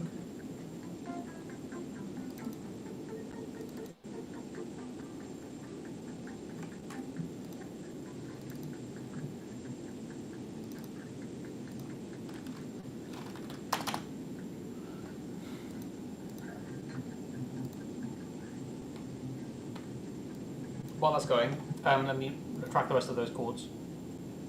Okay, so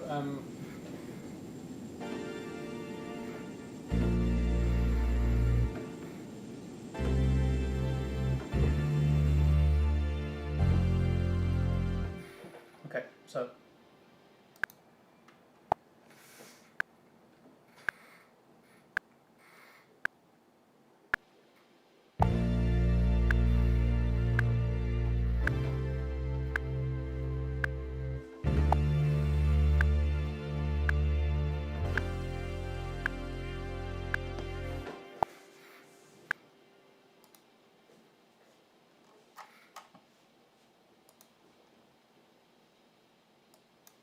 okay, does it sound right?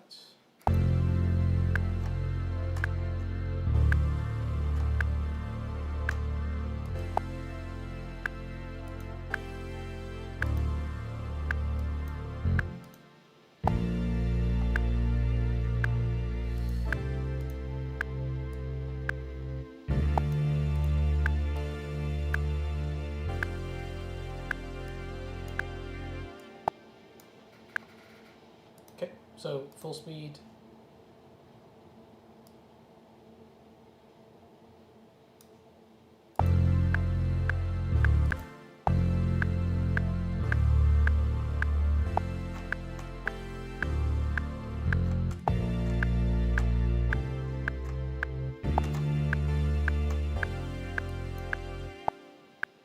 Why is it doing the two?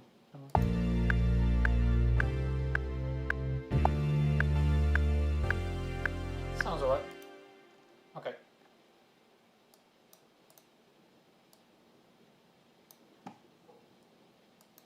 Oh, I think I forgot to do the thing where I turn off the thing and you're getting a horrendous echo. Is that what's going on? What? Are you going on mute because you're jamming or because you're getting a horrendous echo? Oh no, I'm on mute because of jamming. Okay, cool. But also I get echo from my own voice. Ah, that's the thing I need to sort out. I'm not sure how to do that at the moment. I'm out.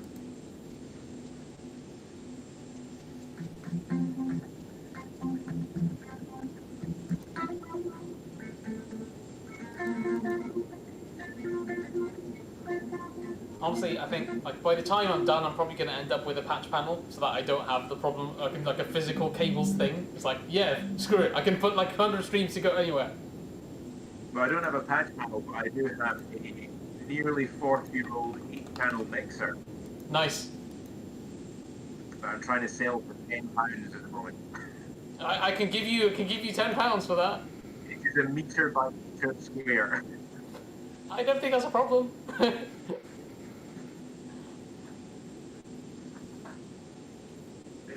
would probably cost about £30 To ship. to send you.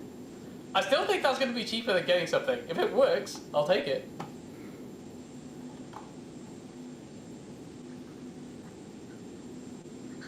And I'll buy the kits too, if and when they're for sale.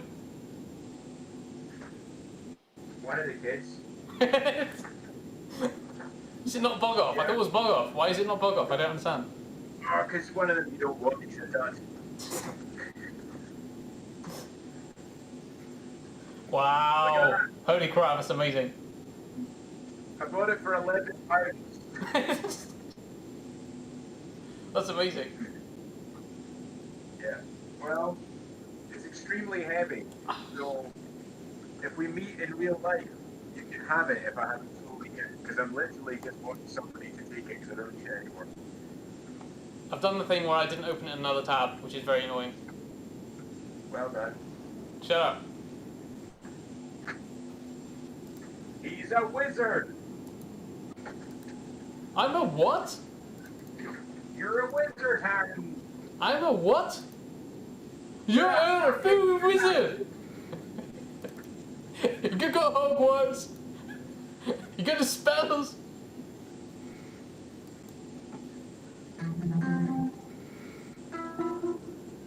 Oh, I'm getting the best delay. Now I'm getting delayed from you. Exactly, and then you just need to record that, put that through a talkback mic like a Phil Collins in The Air Tonight, Phil.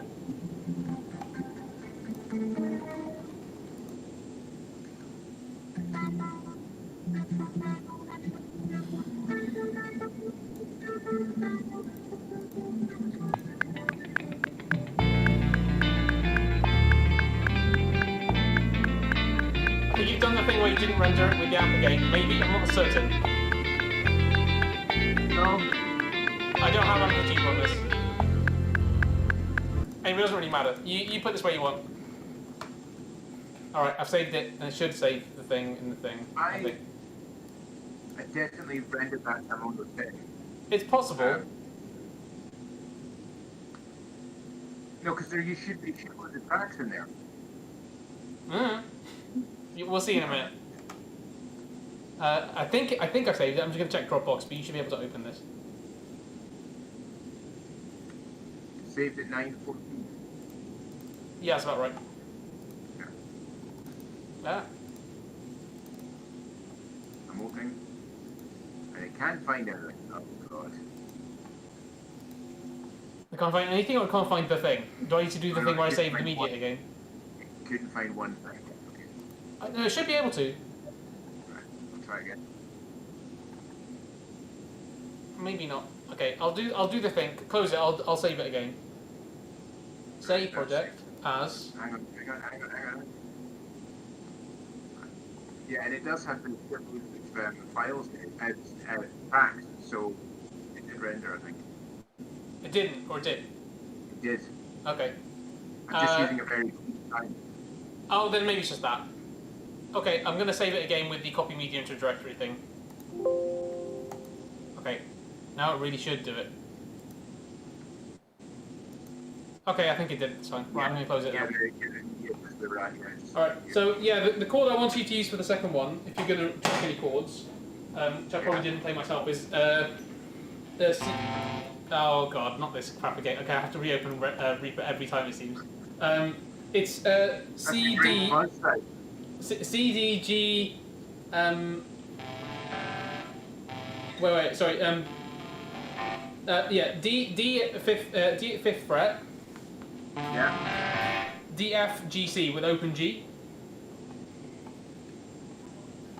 So it's one of them. It's that. I don't know what you call that chord. The. Oh Jesus, that's bad. It's not that hard. I can do it with small hands. Okay, I can do it. I'm going to reopen the Reaper, but it's this one. So. Yeah. D F G C. Yeah. It's the mean chord. And so the chord before it is this one. It's the one where you do kind of like a C major, but you put the F as well. So that. Nope, still doing it. I thought it was going to fix it with closing Reaper. It did last time. Maybe I'll deactivate Guitar Rig this time. Maybe that will fix it. Yeah, no way I'm going to be able to meet it without practice. Really? I can do it, and I'm much worse than you.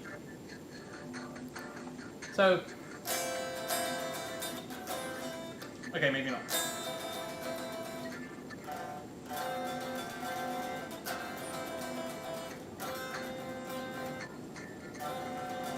Well, the C major with the F on the bottom is basically an F major 7. Yes. It's the under the bridge chord, the one that goes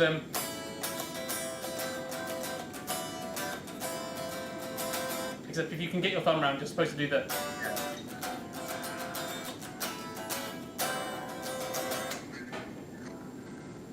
Now let's see if that fixed it. Nope.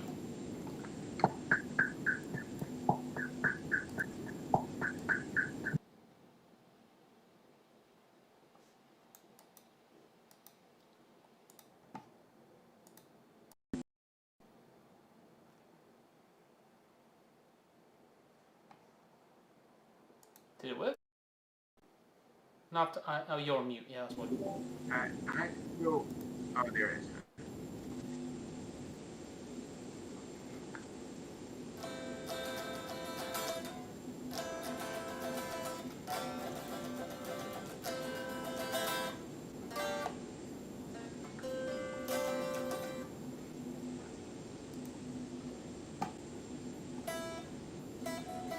Is that not working? Should work. Oh, I probably haven't clicked the... Still not working. Come on, Reaper. Very interesting.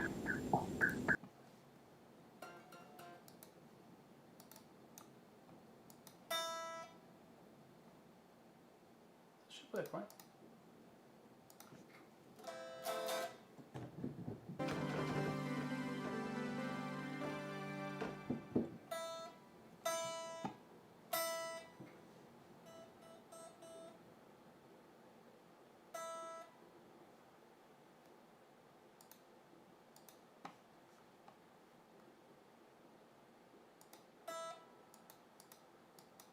Ah!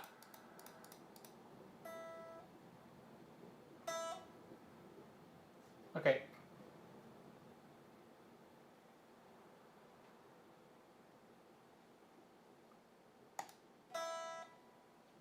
So I don't think that I have this going to anything.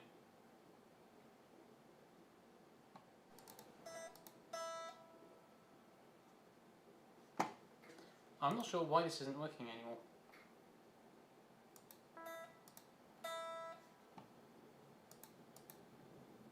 Might be the second time to reopen Reaper, I think. I think that Alan's on mute because he's tracking. Yes. Good. Yeah. Well, I'm just trying to play along and if I'm playing and I hear the echoing back on. Sure, sure. It's happening now as well. Yeah, let me try and work out why this is happening.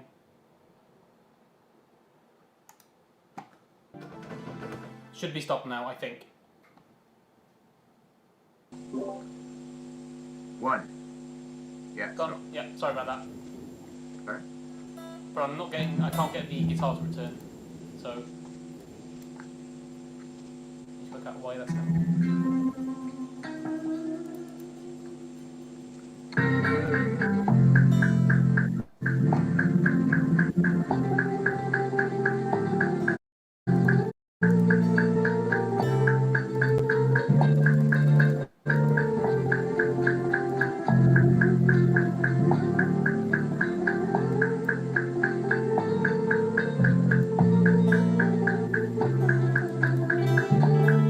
Hey, we're back.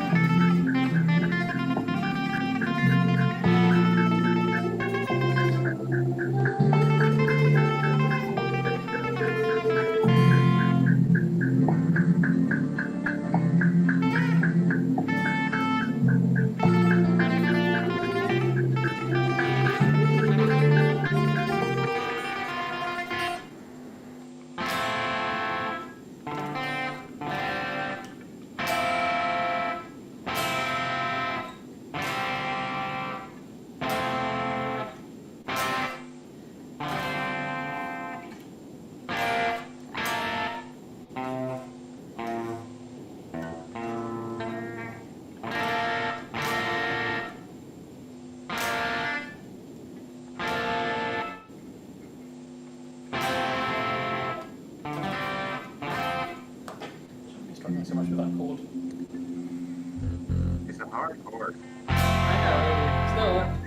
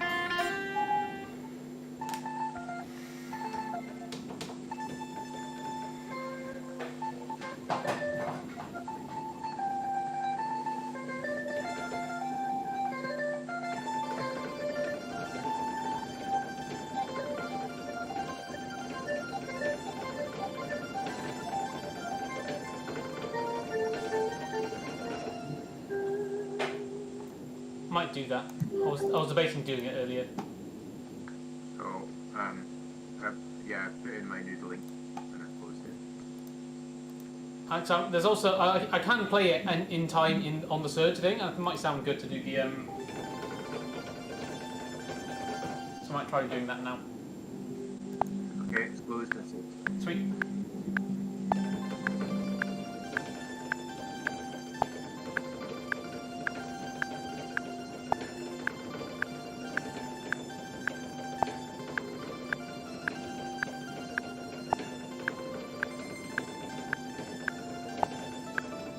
Damn, that's cool, but I need to be able to play it.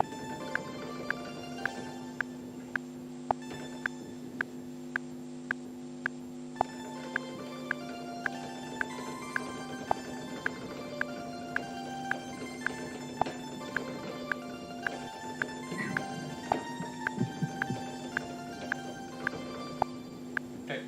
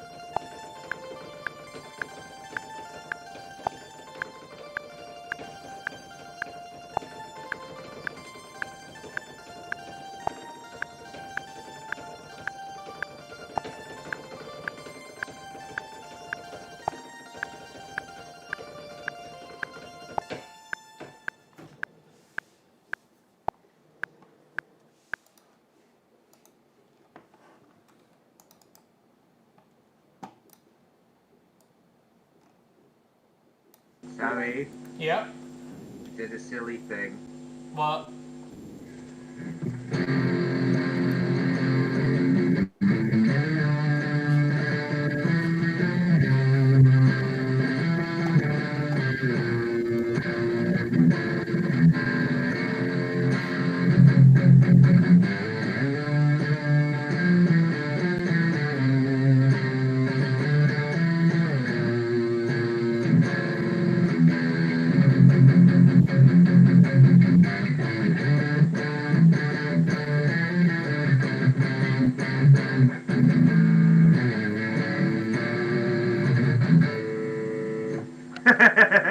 Sounds skater boyish to me, but it's cool. I like it. Absolutely. It absolutely is.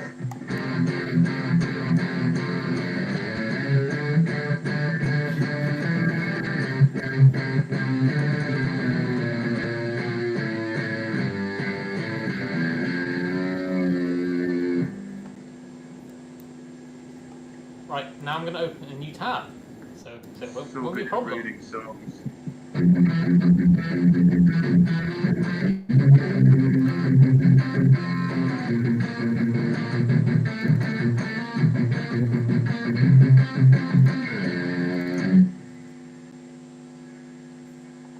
Alan, we're doing serious things.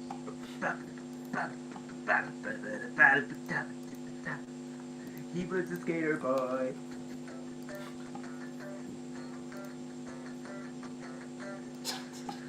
Hey, found out a mad prog fact the other day. Yeah? That the guy who was the musical director, I didn't even know that that was required for Avril Lavigne originally, of Skater Boy fame. Yeah. The first band he was ever in was with Matt Halpern, who's the drummer Yeah. in Periphery. Yeah. Oh shit. What? What the fuck? I mean, I can see the inspiration, like the feathers, feathers from the same bird. I think, really, right? Oh yeah, absolutely.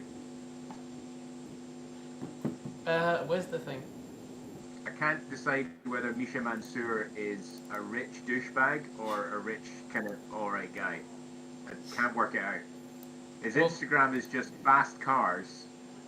His dad worked for the International Bank or some shit, and he just, made prog cool again.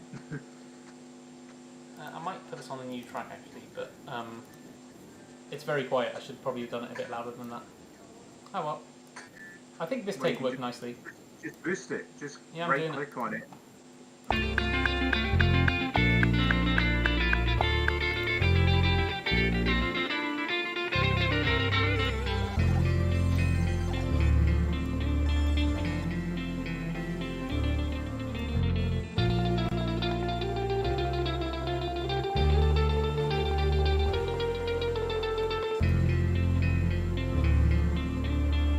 I'm not sure if I should put this right at the beginning or not. I can try. See what it sounds like.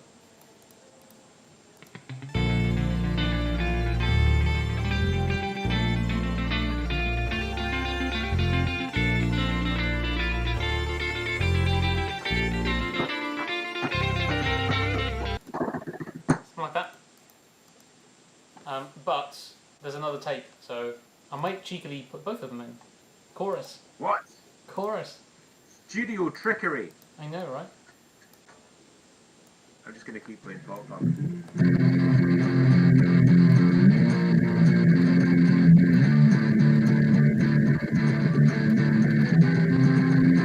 That would work quite well in this context as well. For this bit. Well, it is those chords. Yeah, I know. That's why I'm saying it would work well. Slight stylistic change maybe for this particular song, but yeah, in general, yes.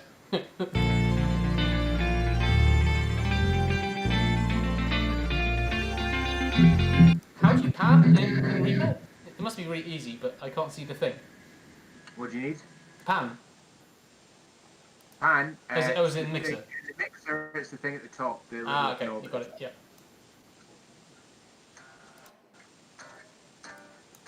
%.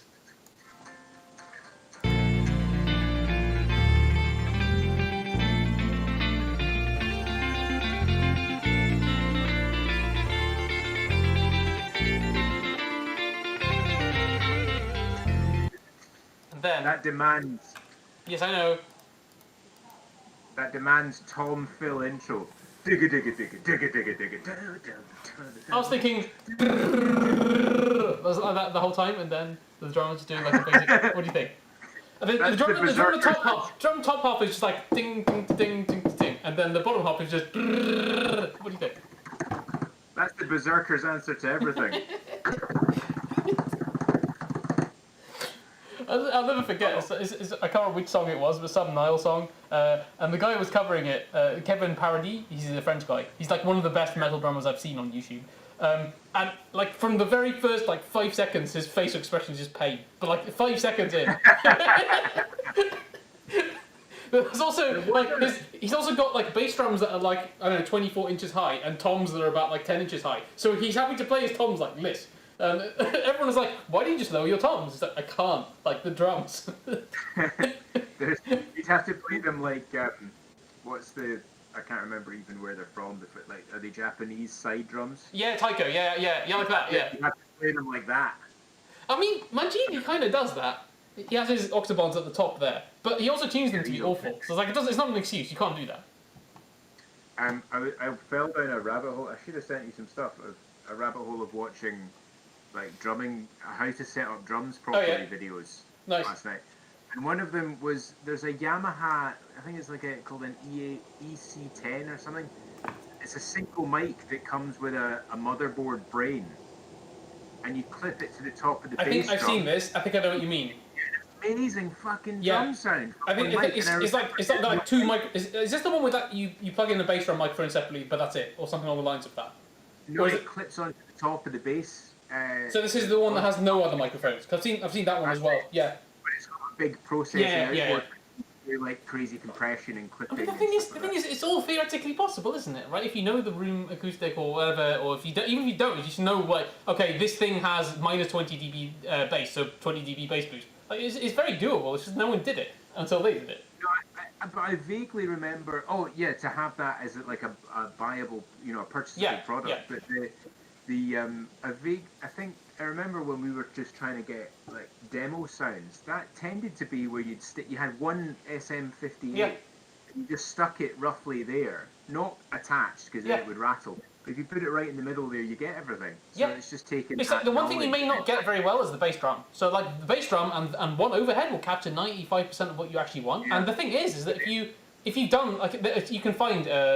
Even if you don't actually have a studio drum set recording, and I don't either, you can find leaked stems of like virtually every band you could ever dream of, like Rush's leaked stems or whatever. And if you find one which is proper good, they've mic'd it properly, the microphones are doing really subtle things like the snare bottom. It's like you add the tiniest bit to the thing to get anything out of that. Realistically speaking, you get more out of a really good room and some room mics than you would about anything on the actual drums themselves. And as I think I told you this, I don't know if you've actually listened to it at the same time, but I hate it when you mix drums as if you're facing the drums, as in your audience member. I like to hear the hi-hat on the left-hand side because that's as a drummer where I normally put it.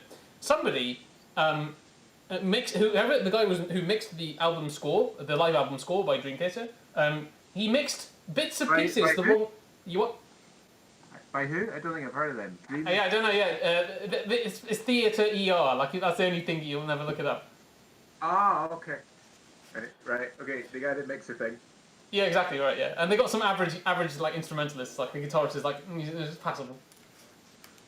So this and that album is like the best mix I've ever heard of a live album.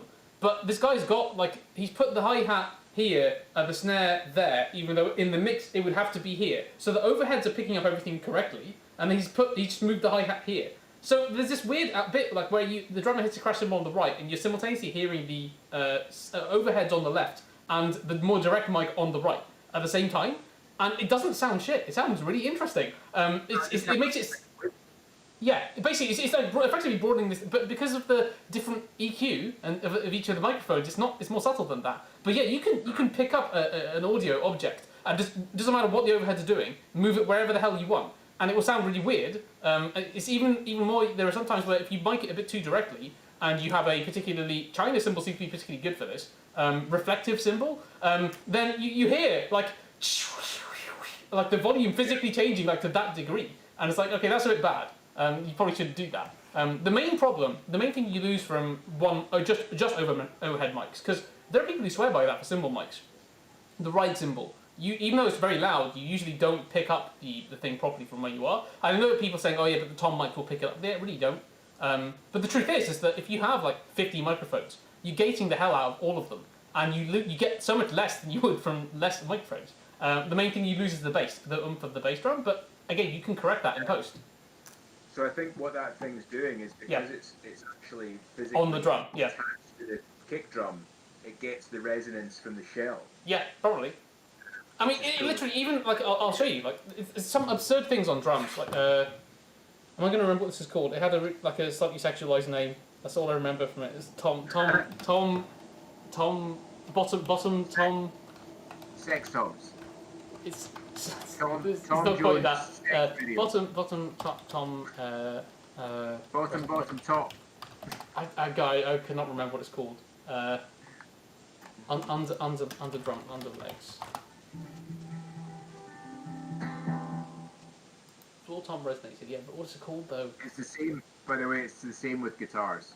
Yeah. It's a huge amount, almost the entirety of the sound, especially for metal, is the exact placement of the mic on one of the speakers.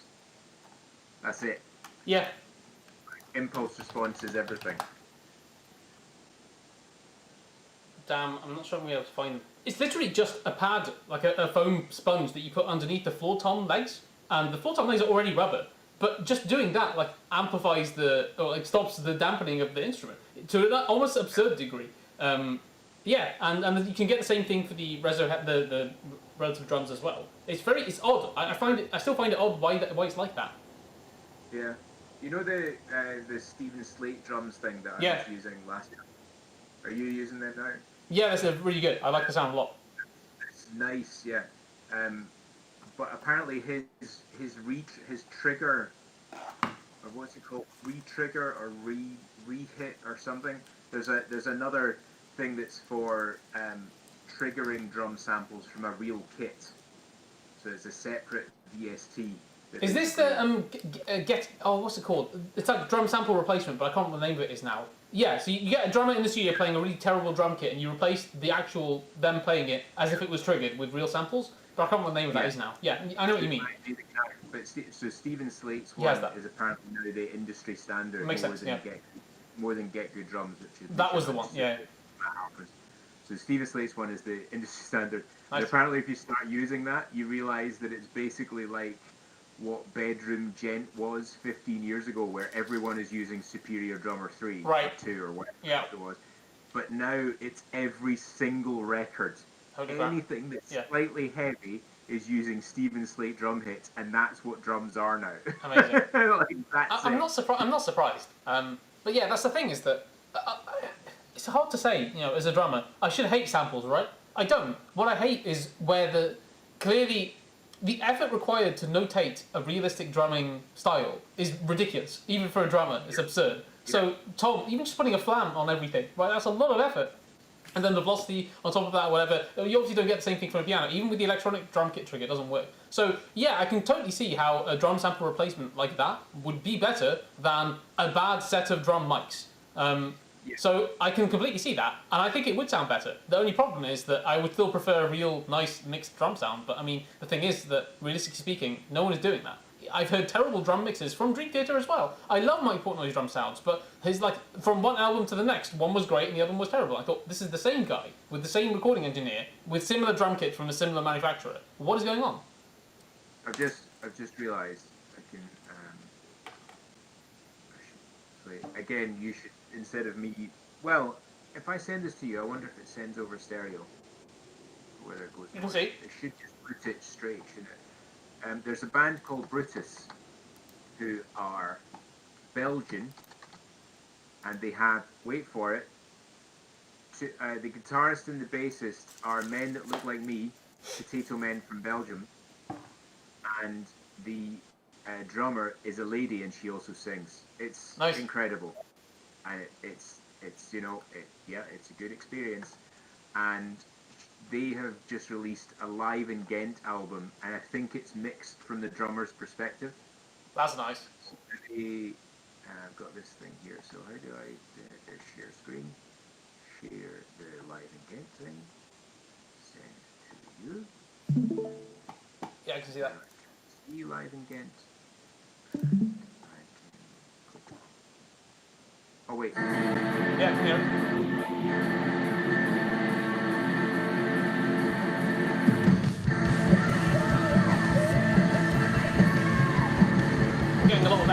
the only problem. What's happening? I'm getting a lot of echo. Maybe if you mute your microphone? Oh yeah, sorry. That's alright. You'll play a game? Is it playing? I can't hear it right now. There we go.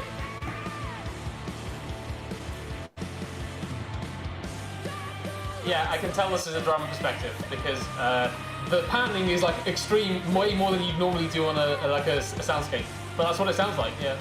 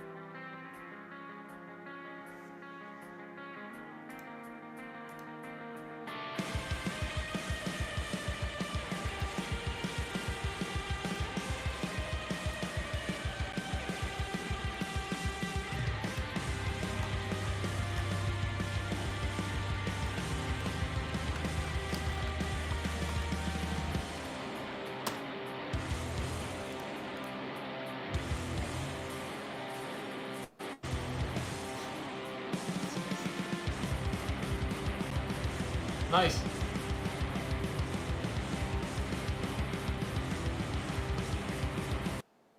I like it. I like it a lot. Yes.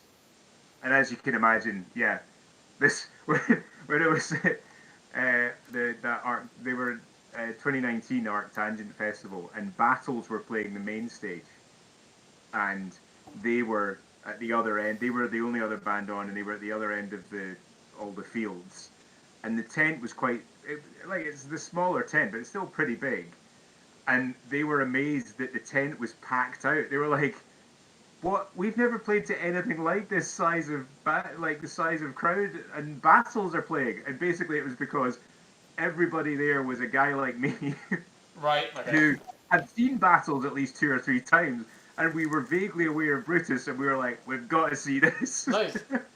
And it was brilliant. But they were, when you like Dream Theater won't be like that, but these kind of bands that are like solo level have still got straight jobs or whatever. They're not famous, and they're just like, "No, but we're you guys. Like, what are you guys doing here?" "Well, because we heard you heard the record. What the hell is going on?"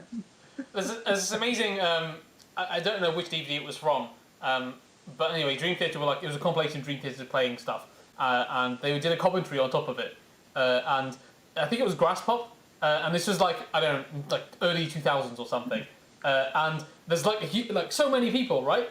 And then the guy pointed out, said, "You can see the line where our fans end. There's like five people deep are going, yeah, and then the people behind you do not care." It's amazing. Also, Dream Theater did Pull Me Under live at Download, and it's one of the worst live performances I've ever seen of theirs, and I don't know why it was so bad. It's like, I know the breed's terrible, but the point is, at Download, you're playing 3 songs or something. So how does he screw it up? It's not like a live show where you're singing 3 hours. I don't know. But yeah, no, he just reminded me of that because I sent that to my old PhD supervisor because he actually put me on to them to see nice. that kind of guy. And I said, "Do you see the live? They've got the live album." And he went, "That's weird. The drums aren't where they should be." Yeah. Oh, that is what they sound like normally. It's not even if you just flipped it around, just like the extreme panning. Like it is like that. There's things that you would not do, you would normally compress the hell out of the hi-hat to make sure that it's not you're not hearing the wash, you're actually hearing of the actual sound. So there's so many basic things like that I really appreciate because it makes it sound more natural. But it's like is it Derek Roddy? He did a really interesting masterclass on how to play metal drums, and a lot of his point was in the really really fast bit, in really slow bits, you don't want to go because when you're doing the sizzle, the hi-hat, and you're doing the blast beat, you'd be like. So he's normally you want to put energy into it, but there's a way of playing it that makes it look like you're putting more energy into it, essentially, along those lines. But it was really interesting to think. It's I kind of get it. That it's I had the same problem actually when I was mixed when they tried to record orchestral concerts and I was playing tips. My dynamic range was higher than what the microphones could pick up. So if they set the fortissimo level to be like great in the mix, you would not hear anything at all from the like really really quiet bits. Even if they put whatever compression they want on it, and I wasn't sure why they did it. Also, one of the worst microphone mistakes they ever did was there's a symphony called Shostakovich's Seventh Symphony. Has this like drum rhythm. It's kind of like bolero with a snare drum that gradually increases the volume, but the drum rhythm is like starting really super quiet, and then over the course of about maybe 10 minutes, gradually increasing volume, and then another guy joins in as well, and then it just stops. And they did this stupid thing where they turned on and off microphones as the sections of the orchestra came in. And the problem with that is, I get the noise floor is a problem, but you could hear there's like because like there's another microphone picking up the snare drum and like playing it out, and there's another microphone picking up the snare drum and playing it out. And it was one of the worst things that you could do, because if you have this kind of like gradual fade in, you kind of just want to have all the microphones live the whole time, and they just didn't. And it was really, really a terrible sound. Well, that's well. So the noise floor would be actually you couldn't do that, because if you gated those microphones, it would be the same as turning them off and on. They may well have actually done that, because it sounded weirder than just cutting on and off stuff. It may have been that, because like, did you listen to this? You can hear that, like sometimes you can hear the snare and sometimes you can't. But like, that's really bad. You shouldn't do that. Yeah, that. Of course, if they had a direct snare drum microphone, this wouldn't be a problem, but they didn't. That was why it was so bad. I was going to say that's what you do. You wouldn't have to. You wouldn't have to, and then you'd end up putting the room back in. You'd have to put. Yeah, exactly. Yeah, it wouldn't work, and I don't think they spent that much effort on it. But it's like you see that. Like I remember, it wasn't that concert. There was a concert where they had that. They had God knows how many microphones, like 50 or something, like all across the stage. They spent ages setting them up, and I had my digital audio recorder Tascam thing at the back of the concert hall, and the mix that came back from that was better than the mix on their thing. I was like, but why? Yeah. It's just where because the whole thing is set up for the listener to have the nicest. Then why are they not using the same thing I'm doing? That's the bit I don't get though. Well, because they have more control over it, right? But the livest thing, like this it's really strange. The thing that when I'm using all of this crazy VST stuff, and I'll share. Can I share Yes. my whole screen? Why did I do that? Let me just finish this off before I forget as well. Almost done.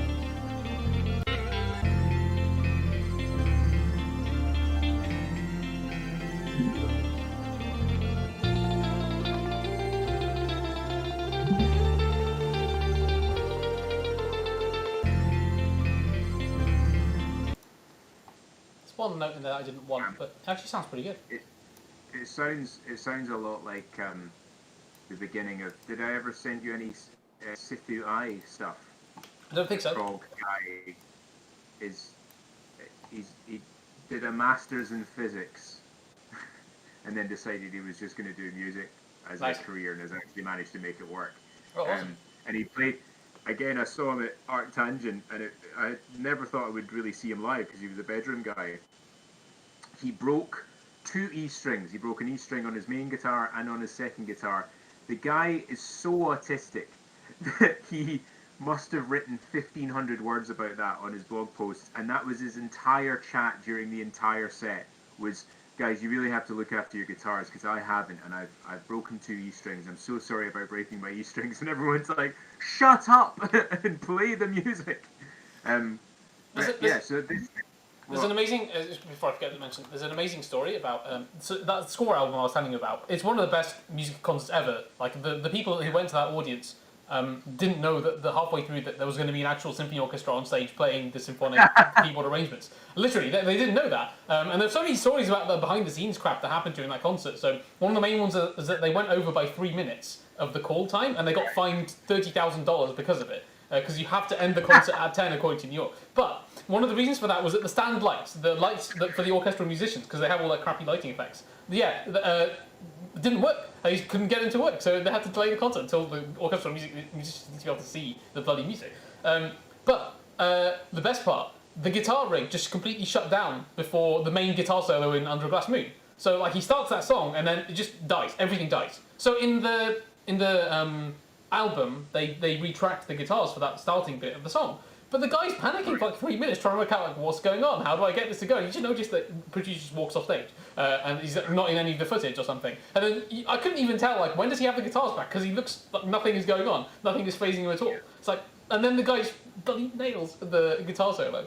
After that, it's like, wow, your guitar rig didn't work like 5 minutes ago, and you're just doing it now. Holy crap! That's a level of musicianship I don't think I could get to. That is, yeah, true professionalism. Yeah. So so this is this crazy amplitude thing. Yeah. I've got the version of. I can't buy the real thing, otherwise I just won't stop, as you know.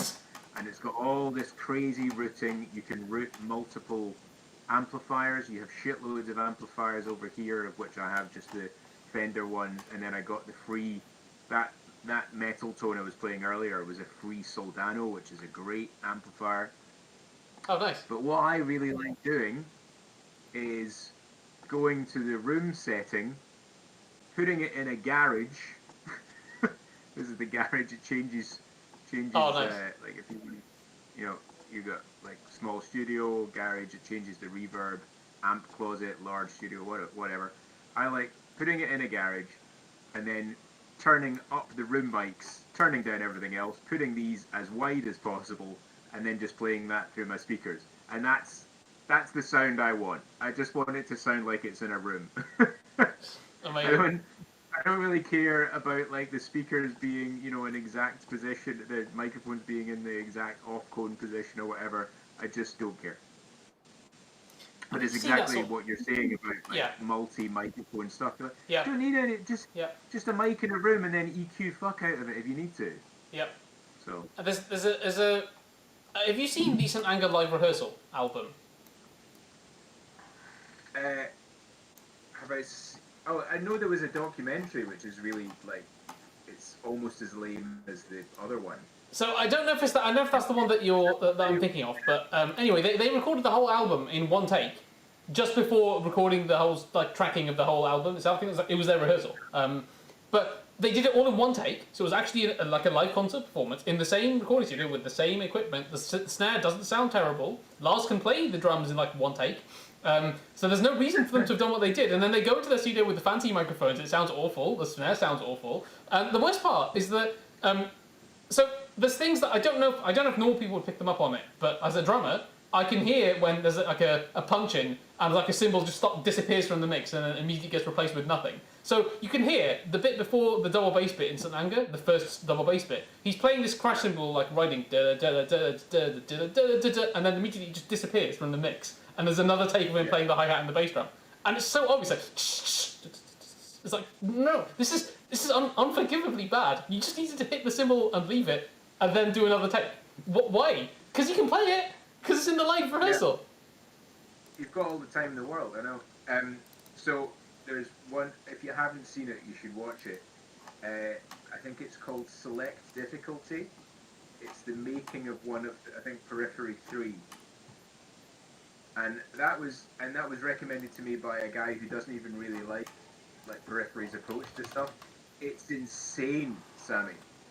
Like, they are getting robotic programmed takes from human players because they're going in and they're dropping in on like half bars to fix that half bar, and you're just like, this is insane. And like Matt Halpern's drum setup and the way that he records them is off the scale. That's crazy. It's about an hour long on YouTube, and it's... What was it called again? For you, I think it's called Select Difficulty. Select Difficulty. All right, I'll check it out. Yeah. Yeah, I've got it. I can see it. Yeah. Yeah. It's fascinating. That's why I'm still trying to work out whether Misha Mansour is a dick or not, because I'm just looking at that going, fuck, what? How? What? Yeah.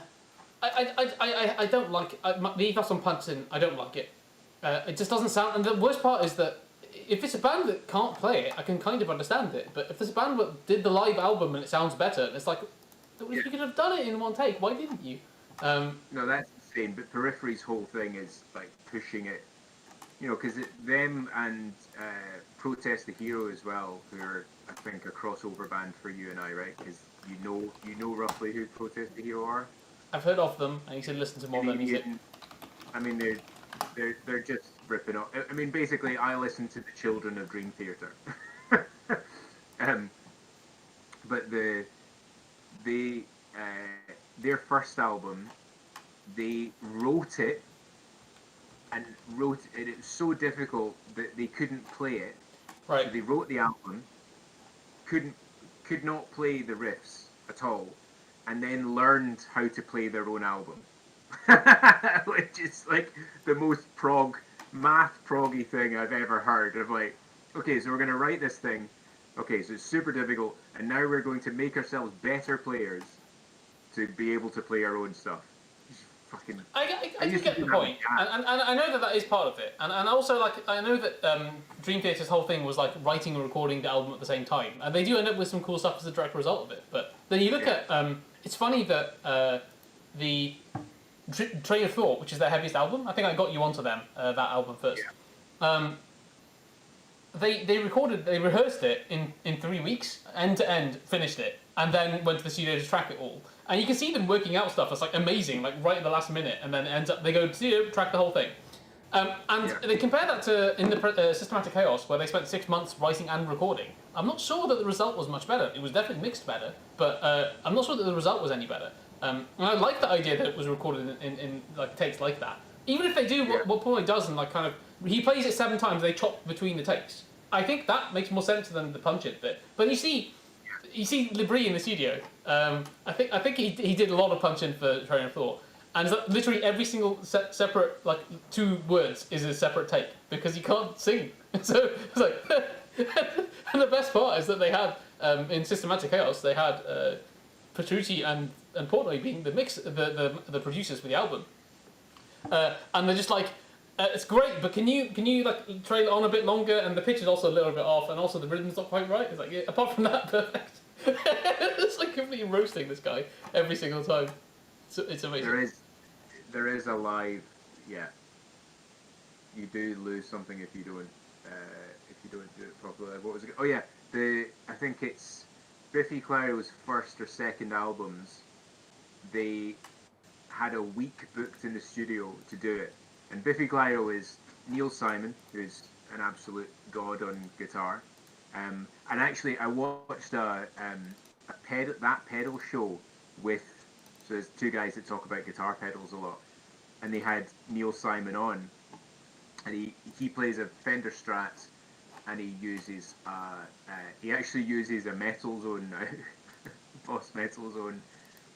Going into just Fender stuff, and it's nice. He's had loads of different setups, and he's gone back to basically what he had as a teenager, and it was very, very heartening hearing him say, "Look, you can get whatever you like out of a Fender Strat. You just have to have the right stuff on the other, between that and the amplifier." And all my life, like my first sound was a Strat single coil with a Boss Mega Distortion in the middle. And I'd just play with what I had and get it, and you can make it heavy, and you can make it sound like it's a humbucker thing or whatever. And then he was saying, and look, this metal zone thing, if you just change the equalizer in the middle just by a tiny amount, you get this huge change in the sound because it's single coil pickups. And it was really heartening for me to hear somebody who's a fucking god go, yeah, you're not mental. Actually, this is the kind of approach that you can have to stuff. And what was I going to say? Yeah, so they were tracking. They had a week to do the album, and Biffy Clyro is Neil Simon, who's a god, and the rhythm section are twins, 2 guys, twins, totally locked in, bass and drums, and they basically, I think they did the record in a day and a half, like all 1 takes, and they spent the rest of the week listening to it and playing PlayStation, and that was it. Amazing. Like the entire, and when you listen to it, it's live and raw as fuck, but it's all like the musicianship is there. It's tight, but it's very clear that they're playing in a room at once. Yeah. So good. Liquid Tension Experiment, which is like the super group that has like most of Dream Theater in it, and also I can't remember the bassist name off the top of my head. Yeah, they did the same thing. In fact, they actually had a 50-minute jam a 35-minute jam on their first album called 3 Minute Warning. And the mics just failed halfway through the jam, but it's alright because Mike Portnoy was recording on digital audio tape, so it just cuts to this really crappy mix, but the jam was so good they wanted to keep it as if it was like that. I was like, it sounds really, really cool. And I remember hearing like the complete opposite of that, which is like the concept album Transatlantic The Whirlwind, which is one of my favourite albums. They spent, I think, a year and a half making that album. They recorded it, the main bits are like 3 weeks, and then it's like the singer's personal project, and he was like tweaking it, making it work, and all that sort of stuff for ages and ages and ages. But yeah, it's interesting. What I'm trying to do is find this score that had a really cool effect in it, and I can't find it. It's really annoying to me. I finally found it. Holy crap, it's got ages. I don't know if I can actually play it. I sent you what happens when people try to do, go against production techniques. Yeah.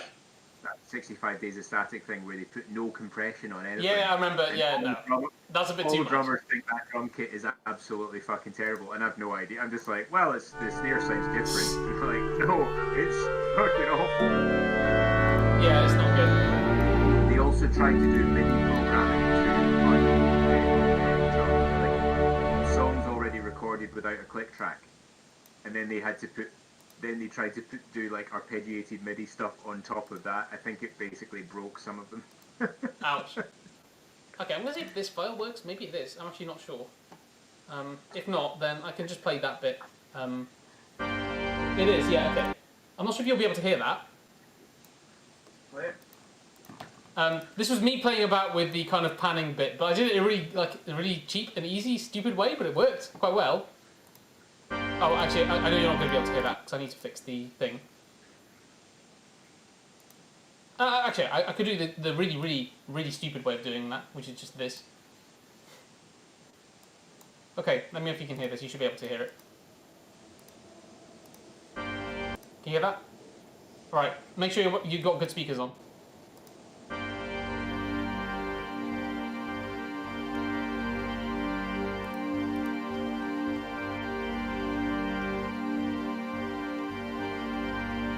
Panning coming through? No. No? Damn. Okay, well what I could do is send this over. What I can do is send this over, you can listen to it.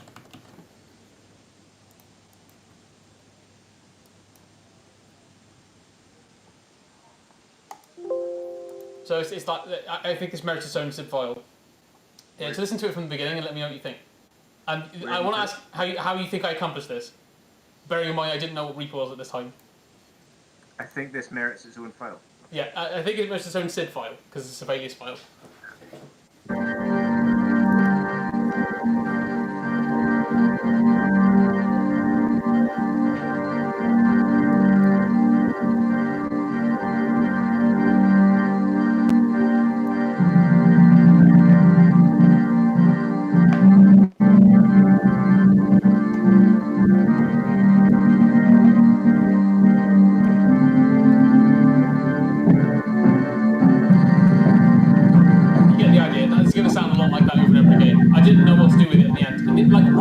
You'll hear I changed the pattern a little bit, but I didn't do much else with it. That's in Sibelius. That's in Sibelius. Yeah, check this out. I'm going to share my screen. This is my favourite organ synth is in Sibelius, and it's really annoying because it's a 32-bit application and it doesn't work. But I don't have a choice because it's my favourite organ synth. Can't see it. I'm doing it now. Shouldn't it run in a shell if it's 32-bit? Yeah, if I could figure it out, but I don't think, like, it's not designed to run as a separate thing. It's not designed to run as a separate, like, VST. So, yeah, so you can see. So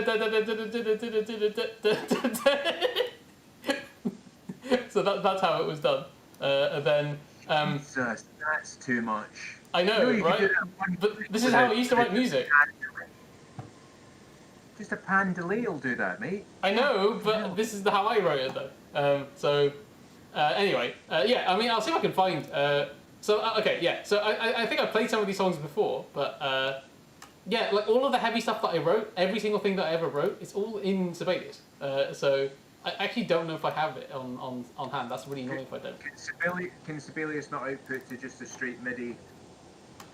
It has... okay, this is Sibelius 6, so it's not the best thing to use. But it does have rewire integration. It just never worked very well, so I never really used it properly. But I might have a look and see if you can, because that that organ is amazing. It sounded like some of the more sometimes it's called avant electro, which is a really wanky name, but like not quite ambient. It's got more of a beat to it. But Yeah. guys like Throwing Snow and Rival Consoles and stuff do things like that where the interesting part of the song is actually what they're doing spatially and what they're doing with rhythm more than anything else. It's like a timbral composition almost. But yeah, have I ever sent you any like? Not sure. I don't think so. Yeah, send me some stuff.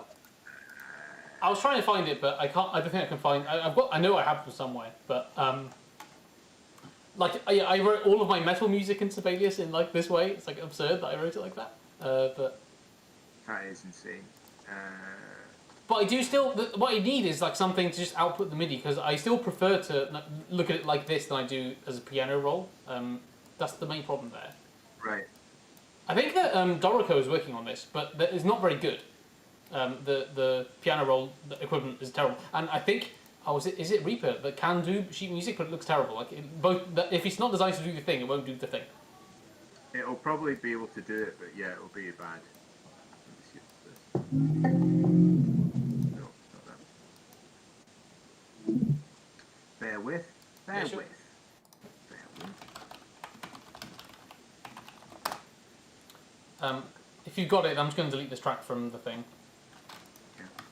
And then we're basically done, I think, with this thing, which wasn't much of a jam, but it was. I think we got something cool out of it. I want to listen to it over.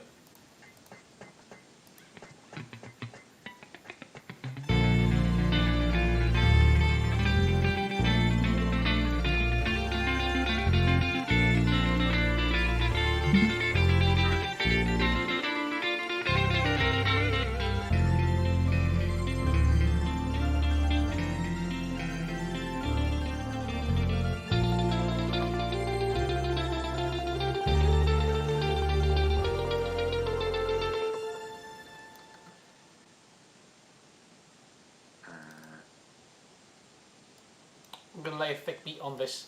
I should be able to do this in real time. And then that's going to finish today. This is so that what we've made there is reminding me of this. Am I still sharing? I can see Spotify, yeah. Alright.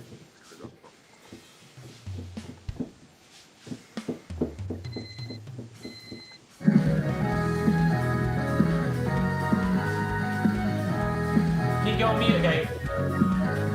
Huh? Go on mute again so I can hear it a bit better. Oh yeah, sorry. That's right. And let's go do it again.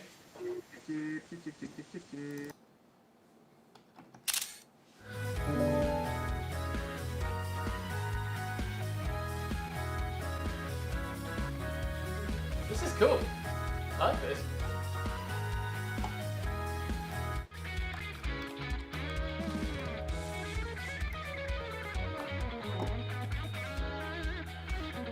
See, you know, like how everyone, like all the YouTubers and Twitch streamers are using like city pop, Japanese like 90s music. This sounds like this, but like a modern take on it, which I love it.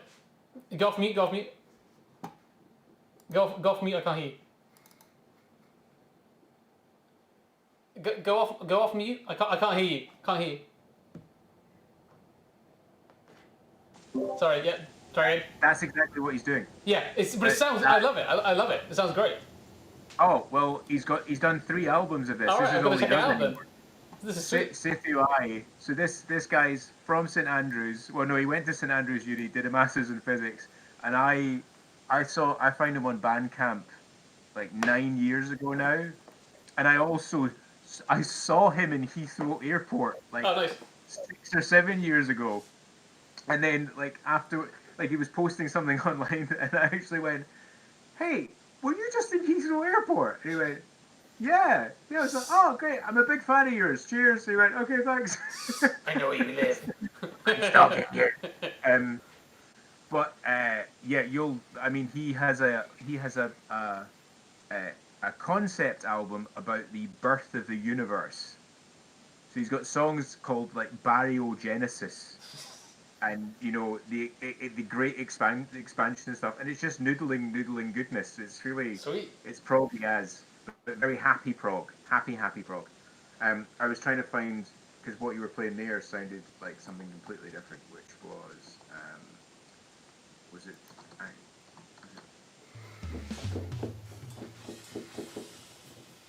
And then I'm gonna go.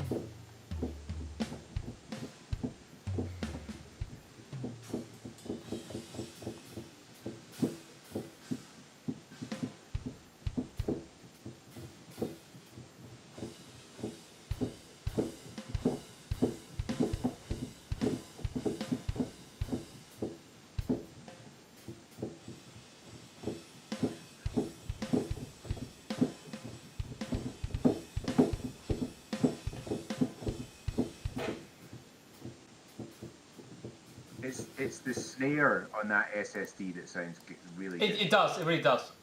So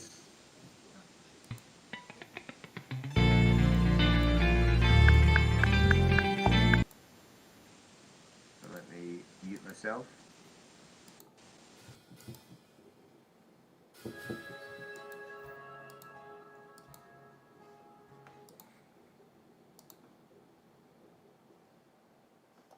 It stopped. Yeah, could you hear that? Actually, I could just hear. realised this one doesn't sound anything like what you just played me, but it is very, very cool. So Sure, if let's you've got bass on those, if you got the bass on those headphones, Yep. here it comes. All right, mute me, mute.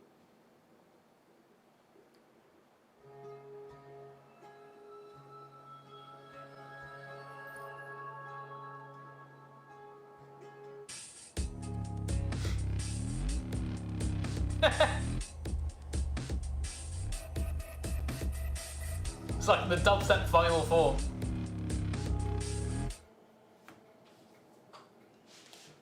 Just does that. Oh, it's absolutely. How can it be so smooth and so filthy at the same time? It's liquid filth, but not like that. It's so good. God, I wish I could make sounds like that. Yeah, I'll find the other thing later on. But All right. yeah, I'm beginning to wonder whether we shouldn't arse about doing like guitar over synthy stuff and just make electro bangers. We can also do that. Because I feel like you've got the chords and you know, and I've programmed a couple of beats in my time, and we might be able to do that a bit quicker than doing this. I don't know. Maybe we should try that next time. Why not? Let's do So it. it basically means you come with the same chords, but instead Yeah. of me noodling guitar stuff, You I'm can do like, it on the keyboard. okay, I've got some 808 somewhere, and I can do some lead synths. I don't know. We could try that. Sweet, let's do it. That sort of thing I'm sounds gonna cool go though. in. So it sounds really good. Yeah, if you put some nice drums on there, it'll be pretty nice. Sorry about my timing. That's alright. Crap. If I'm improvising, it's not very good. Mine's not great either. I keep anticipating the beat. I don't know the people who do it. I saw it. It's like one of so Portnoy did this thing, this like expected thing where he would show the takes of him playing in the studio to Dream Theater songs, and it was obviously really great as a drummer to see that. Yeah. In the first one that he did, he used the actual camera audio, so you can hear the actual drums and like what he's hearing and everything else.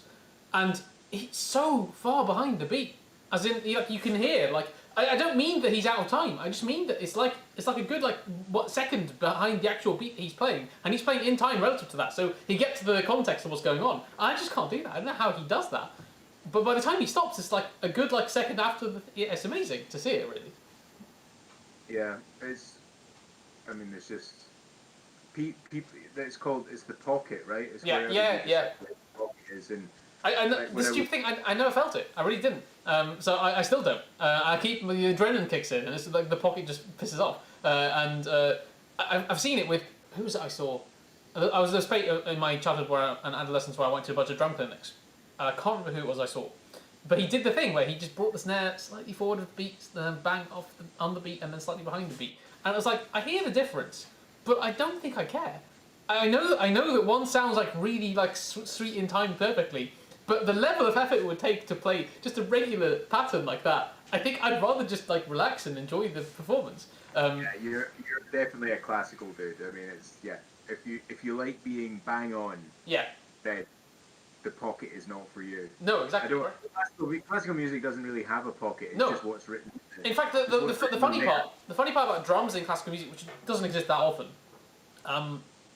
you get this spectrum of conductors. Like they want you to play on their beat 100%, or they want you to play slightly behind the beat, or they want you to play to push the orchestra, to push the band.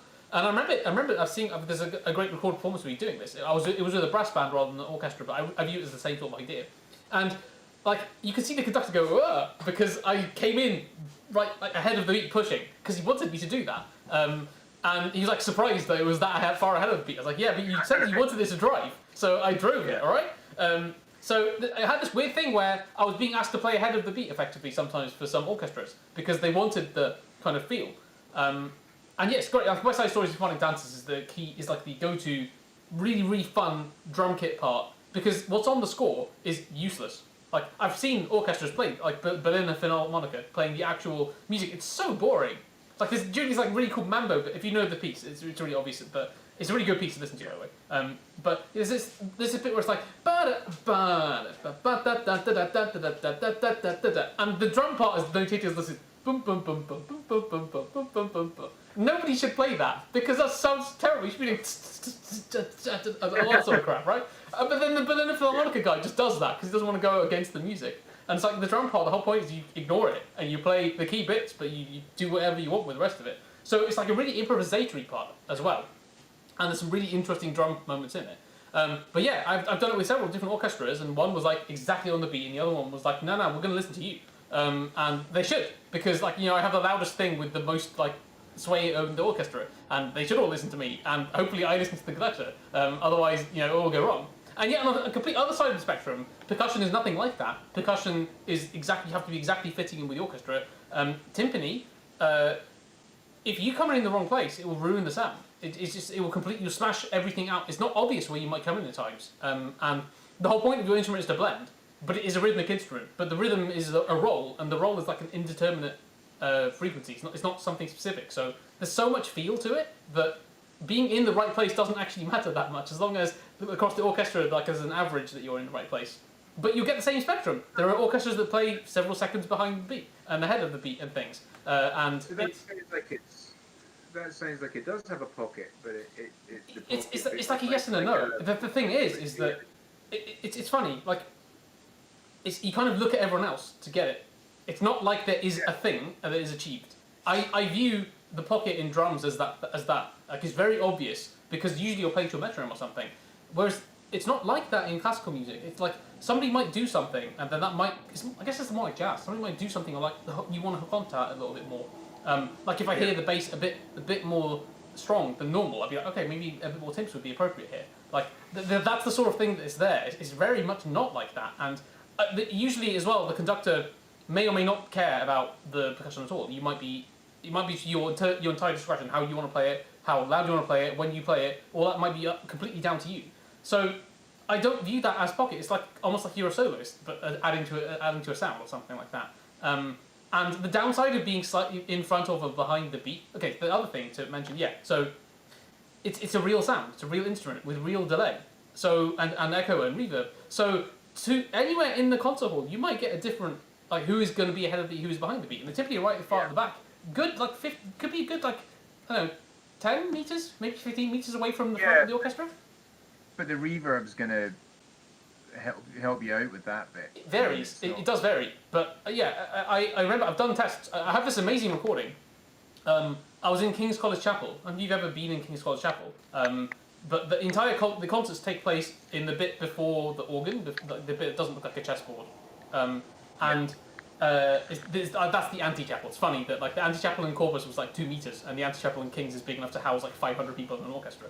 But anyway, and my parents were sitting maybe 100 meters away from me, or maybe the orchestra. Yeah, maybe the orchestra. Maybe 50 meters away from the orchestra, in like the first row of the second block of seats, and you can hear.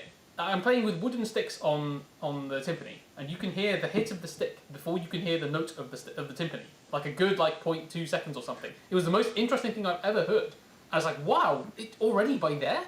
And the best part is that there's this if you've heard Elgar's Enigma variations, the Nimrod is the very famous one. It comes from as a bunch of other ones. One of them is called Troika, and it begins with this. You won't hear it, and I can't hear it anyway. Right. Yeah. Now imagine that in a place with like the what like I don't know. How do you say it? Like just like a swamp of reverb and everything. It's like it sounded so muffled and unreal and awful. I've never heard anything like it. And also, oh yeah, I remember a different concert where Schubert's Unfinished Symphony. In the second movement, there are all these really, really huge chords, and it immediately goes down to super quiet, like string playing. So you go, ba, da, da, da, da, da. And it takes 9 seconds until you can hear the strings after that chord in that chapel. It's like, it's amazing, really. But it's like, what do you do? Like, what are you supposed to do in this acoustic? I mean, well, you're not supposed to be playing that stuff in that kind You're of not supposed to acoustic, play that stuff, especially in the frequencies, like down in the frequencies that you're producing. Yeah. The reverb is at least 5 seconds in places like that. So like you're playing a rhythmic instrument. Yeah. With and experiencing the longest reverb, so it is all going to wash out. The only thing that's worse than that is the debates hall at the top of TV at Union at Edinburgh University, which is the oldest purpose-built union building in the world, I think. 1500s, I think it was built in. Wow. And it's wood panelled. And you'd have Cayley bands in there and things like that. You'd have other bands as well. I've seen a covers band, a Darkness tribute band called The Lightness play there in 2004. Nice. But people sound check there and they go, oh, it sounds okay.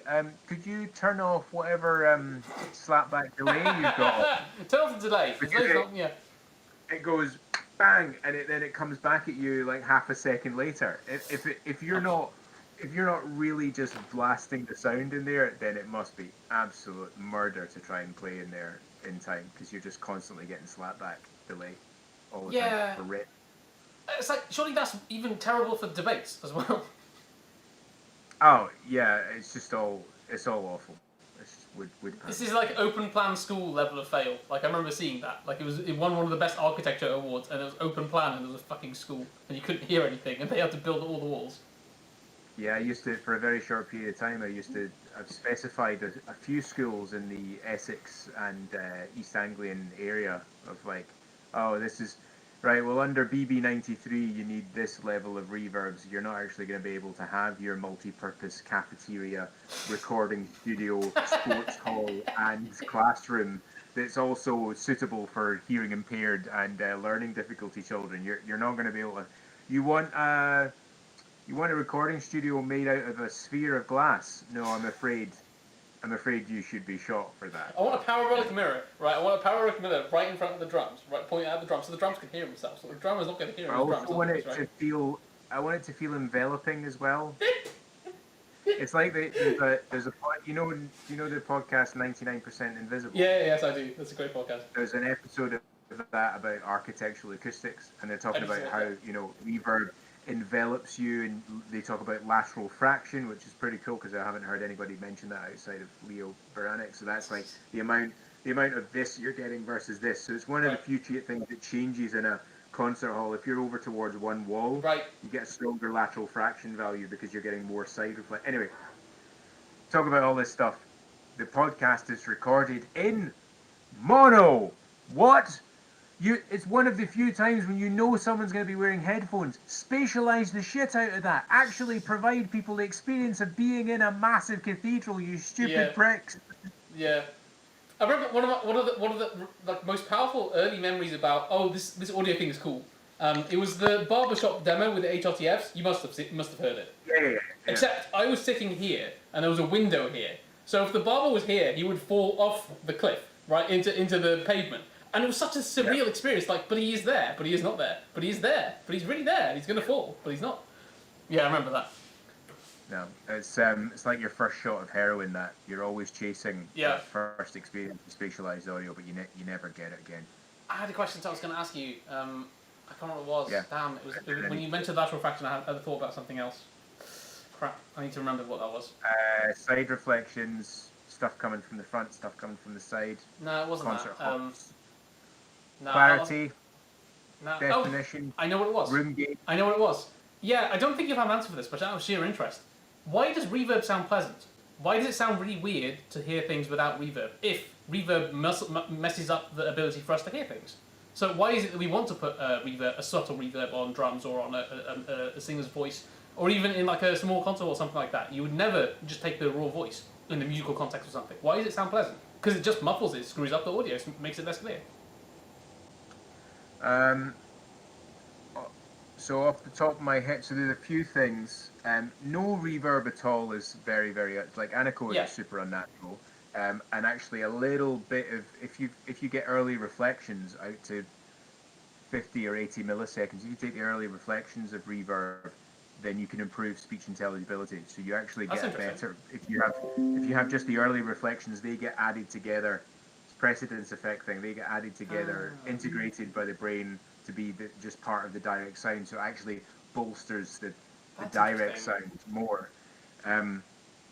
Which I've always found to be just a really interesting part of like, I guess we did grow up in environments communicating in sort of at least a few, like a forest still has a few reflections, and we've actually evolved to use that well. Okay. I remember the most surprising find I've ever seen was the one with the cones about speaker similarity and filtering them out, and that it helps if the other speaker you're trying to hear is quieter.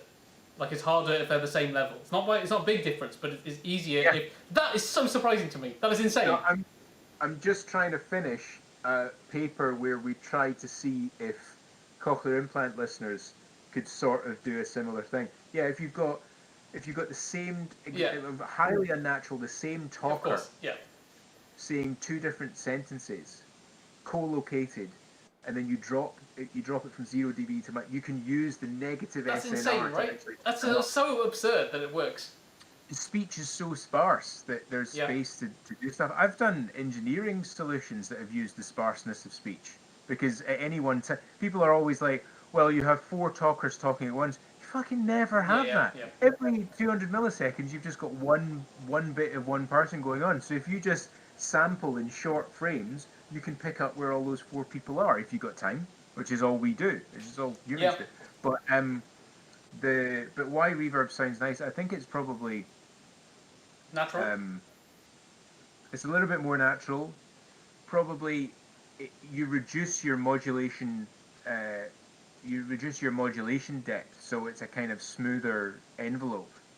So we know that things like timbrally speaking, preference speaking, if things have a sharper envelope, they're a little bit less pleasant to listen to because they're more like an impulsive sound. They're more like just something that's changing a lot, and I guess we just don't like that as much. So there's just a smoothing aspect to it. And then there must be another bit of why reverb. Reverb tends to, if you've got those multiple instruments separately, reverb will draw everything together. Right. It's again a smoothing thing, but this is now a multi-source smoothing thing, where it's bringing things together, and that's. And also, when I've been working on mixing, like learning how to mix stuff this year, apparently whacking a master on a limiter on the master track is the glue that makes something go from a demo to a proper produced bit of music, which I didn't know. And the limiter's just squashing down those higher peaks. And what it's doing is it's making it more from a spiky thing into more of a sausage. And that's a similar thing to what reverb does. So that one's straight off the top of my head. But I have a feeling the limiter is doing a similar thing to what reverb does, but without reducing the clarity any further. So like your old school version is a reverb, and then your new version is a limiter, but they're both reducing that modulation. Whereas when you want to hear things super clearly, you don't want any reverb. Yeah. So that's probably there's probably a continuum between clarity and pleasantness. Yeah, and I think the same must be true of like the binaural versus monaural listening. It's so uncomfortable to listen to something in one ear when they screw up and they don't put the speech in both ears. Even if it's the same signal, even if hypothetically you're in an environment with no difference between the two ears, you're not doing BMLDs or whatever, and binaural advantage is 1 dB and still, or 1 to 3 dB, and still, it's still so much more unpleasant. Those two things never sat with me very well. Yeah, we're designed to we're designed to use both. I had a sort of waxy build up a month ago or a month and a half ago. It was because I jumped into the pool weirdly. So Cry Me a River. Damn. I mean, just single tear running, playing the saddest tune. I couldn't tell anybody about it. It's like, I can't hear it this year. Why is that? Oh, no reason. Because I'm living in a mansion. And and that was so off-putting. And I was trying to mix voiceover stuff, but luckily that's mono. But even then, because I was getting bone conduction and I was getting bass frequencies, it was actually quite difficult to do the EQing because everything was over to one side, but only in the high. As it went up in frequency, it was more over to one side, so I could not get a balance at all. I ended up mixing with one ear off, basically. So, yeah, it's kind of interesting. But yeah, no, that's like architectural acoustic stuff. They spend their entire time just trying to like divide up reverberation in more and more weird ways. The more and more I tried to understand acoustics, the less I actually understood. I remember putting a microphone right at the back of the concert hall on the floor, and the mix sounding as if it was right next to the thing. It was like the best mix I've ever heard. I thought, but the sound shouldn't be able to get to here. Like I know there's diffraction and things, but still, yeah. Well, that's possibly a waveguide thing. That's possibly because the sound will travel. Because isn't that what I can't remember the actual physics of that, but there's the whispering booths in New York Central Station. Okay, I know what you mean. Where if you're in one corner, you talk into the corner, and because of the way that the stone is carved, you can hear them on the other side. So that might be a similar thing to what's happening along the floor. But I can't remember why that happens. I should know why that happens. I think it's like really low level physics as to why you get that waveguide effect. I think the most important. He's a better physicist than me.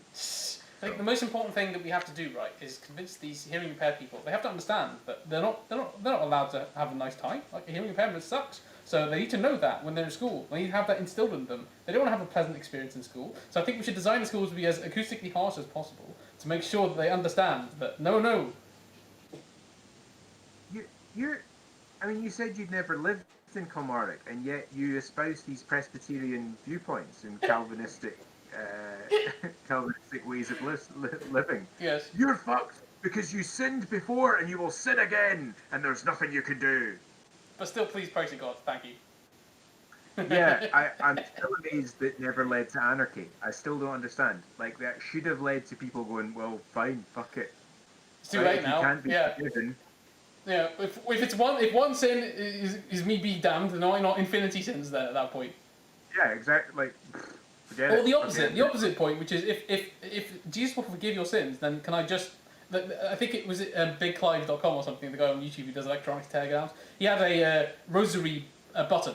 I was like, if you just hit this, it's equivalent of a rosary. So you commit your sin, hit the button, and that's it, right? You're fine now, right? Jesus forgave you.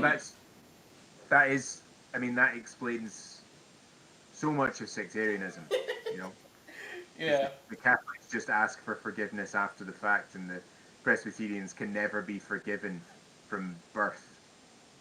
So that's his joke was the heaven, and then everyone's allowed in the heaven of all races, all genders, all ethnicities, and all religions, and even the atheists.